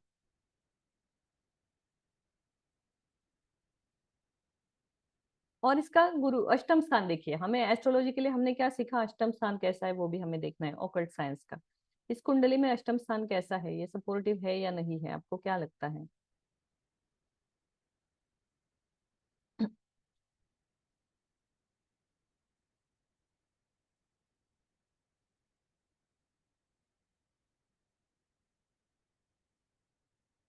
कौन सी राशि आती है अष्टम स्थान में? धनु राशि आती है। वो कौन से स्कॉर्पियो प्लैनेट मैम। के अंदर? ओके, स्कॉर्पियो आती है। स्कॉर्पियो का नंबर कितना है? कौन से नंबर पे आती है स्कॉर्पियो राशि? 8। 8 पे। यहाँ पे तो अष्टम स्थान में 9वां नंबर लिखा है ना, ये हो जाएगा। सैजिटेरियस। जब तक ये आप लोग बाहर नहीं करोगे ये हो जाएगा गड़बड़ इधर उधर। ओके। हाँ, तो सेजिटेरियस धनु राशि आ गई। तो अष्टम में धनु राशि है, आपको क्या लगता है? मंगल है।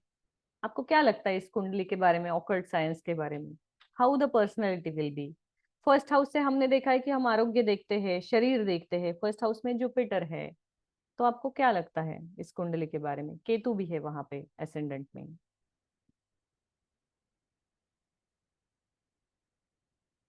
कुछ भी एक या दो कैरेक्टरिस्टिक, एक ही बता दो चलो, जो आज तक हमने देखा कल और आज के इसमें, एक ही कैरेक्टरिस्टिक बता दो। केतु है तो it could be that might have some bodily injury related issues later on in future.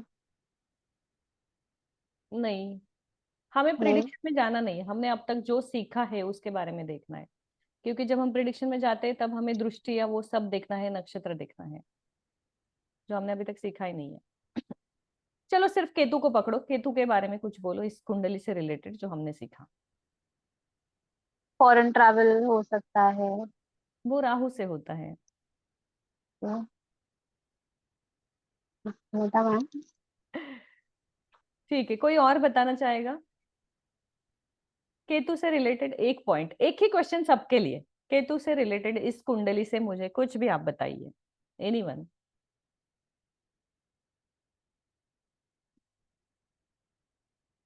Piyush.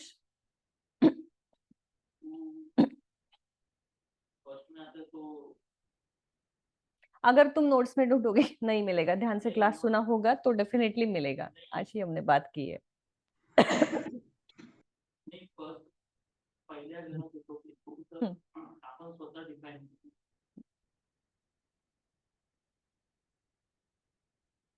पहले केतु के कैरेक्टरिस्टिक को अंडरस्टैंड करो, क्योंकि हम सिर्फ केतु की बात करें, अब घर ग्रह सब छोड़ो, हम केतु की बात कर रहे हैं ना। पहले केतु को अंडरस्टैंड करो, उसके बारे में हमने आज क्या क्या पढ़ा।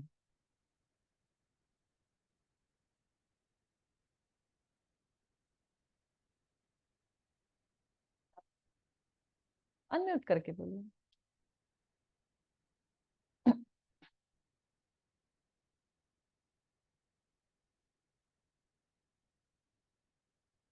मैंने आपको एक नियम सिखाया था आज केतु के लिए।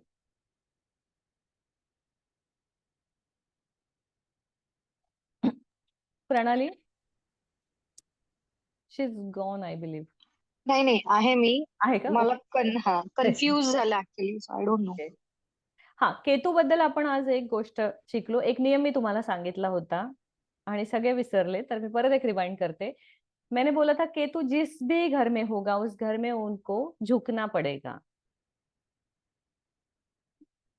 हाँ, तो यहाँ पे केतु अगर फर्स्ट हाउस में है, फर्स्ट हाउस आरोग्य होता है, तो हेल्थ से रिलेटेड कोई भी प्रॉब्लम आई है इमीडिएट कंसल्टेशन लेना है, निग्लेक्ट नहीं करना है, मेडिकल साइंस के टूवर्ड्स झुकना है, शरीर का ख्याल रखना है क्योंकि केतु उस घर में है।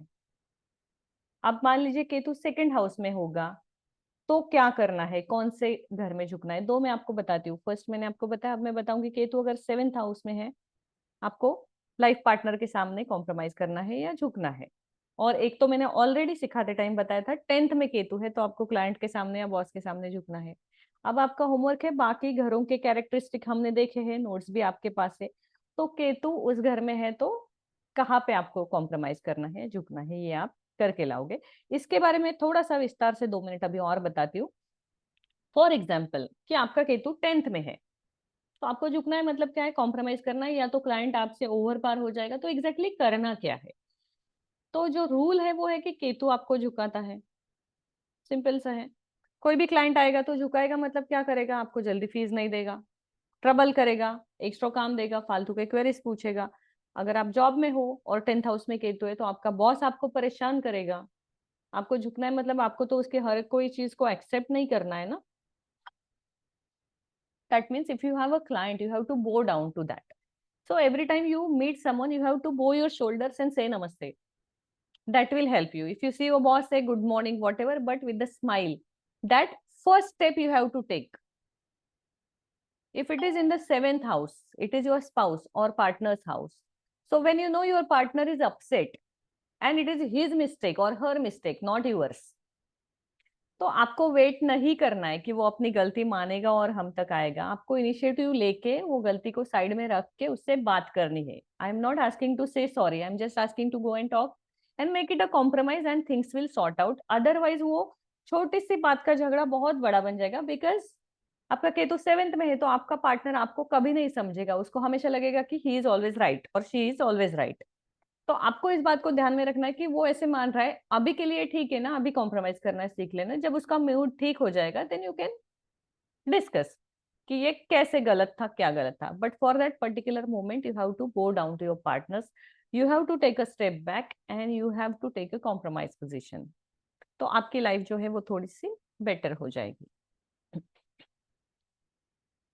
अब 3 घरों के बारे में मैंने बताया है, 9 बचे हैं, वो आप मुझे 3 लोग हैं, 3-3 करके बताएंगे। वो आप डिसाइड करो कौन कौन सा घर लेगा।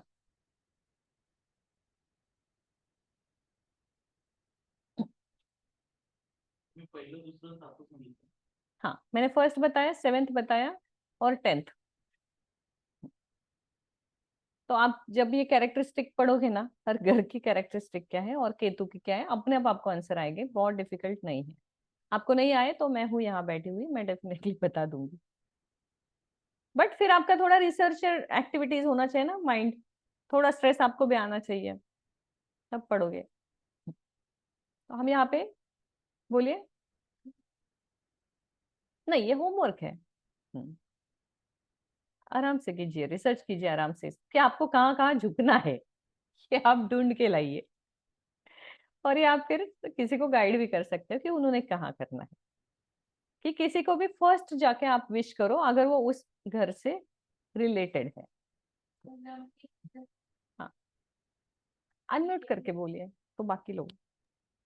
मान लीजिए 5th हाउस में केतु है तो आपको अपने गुरुओं के सामने झुकना है, आपने अपने बच्चों के सामने भी झुकना है, क्योंकि बच्चे भी हम वहां से देखते हैं। हम अपने रोमांटिक पार्टनर के सामने भी हमें स्माइल करके जाना है, क्योंकि रोमांस हम वहां से देखते हैं।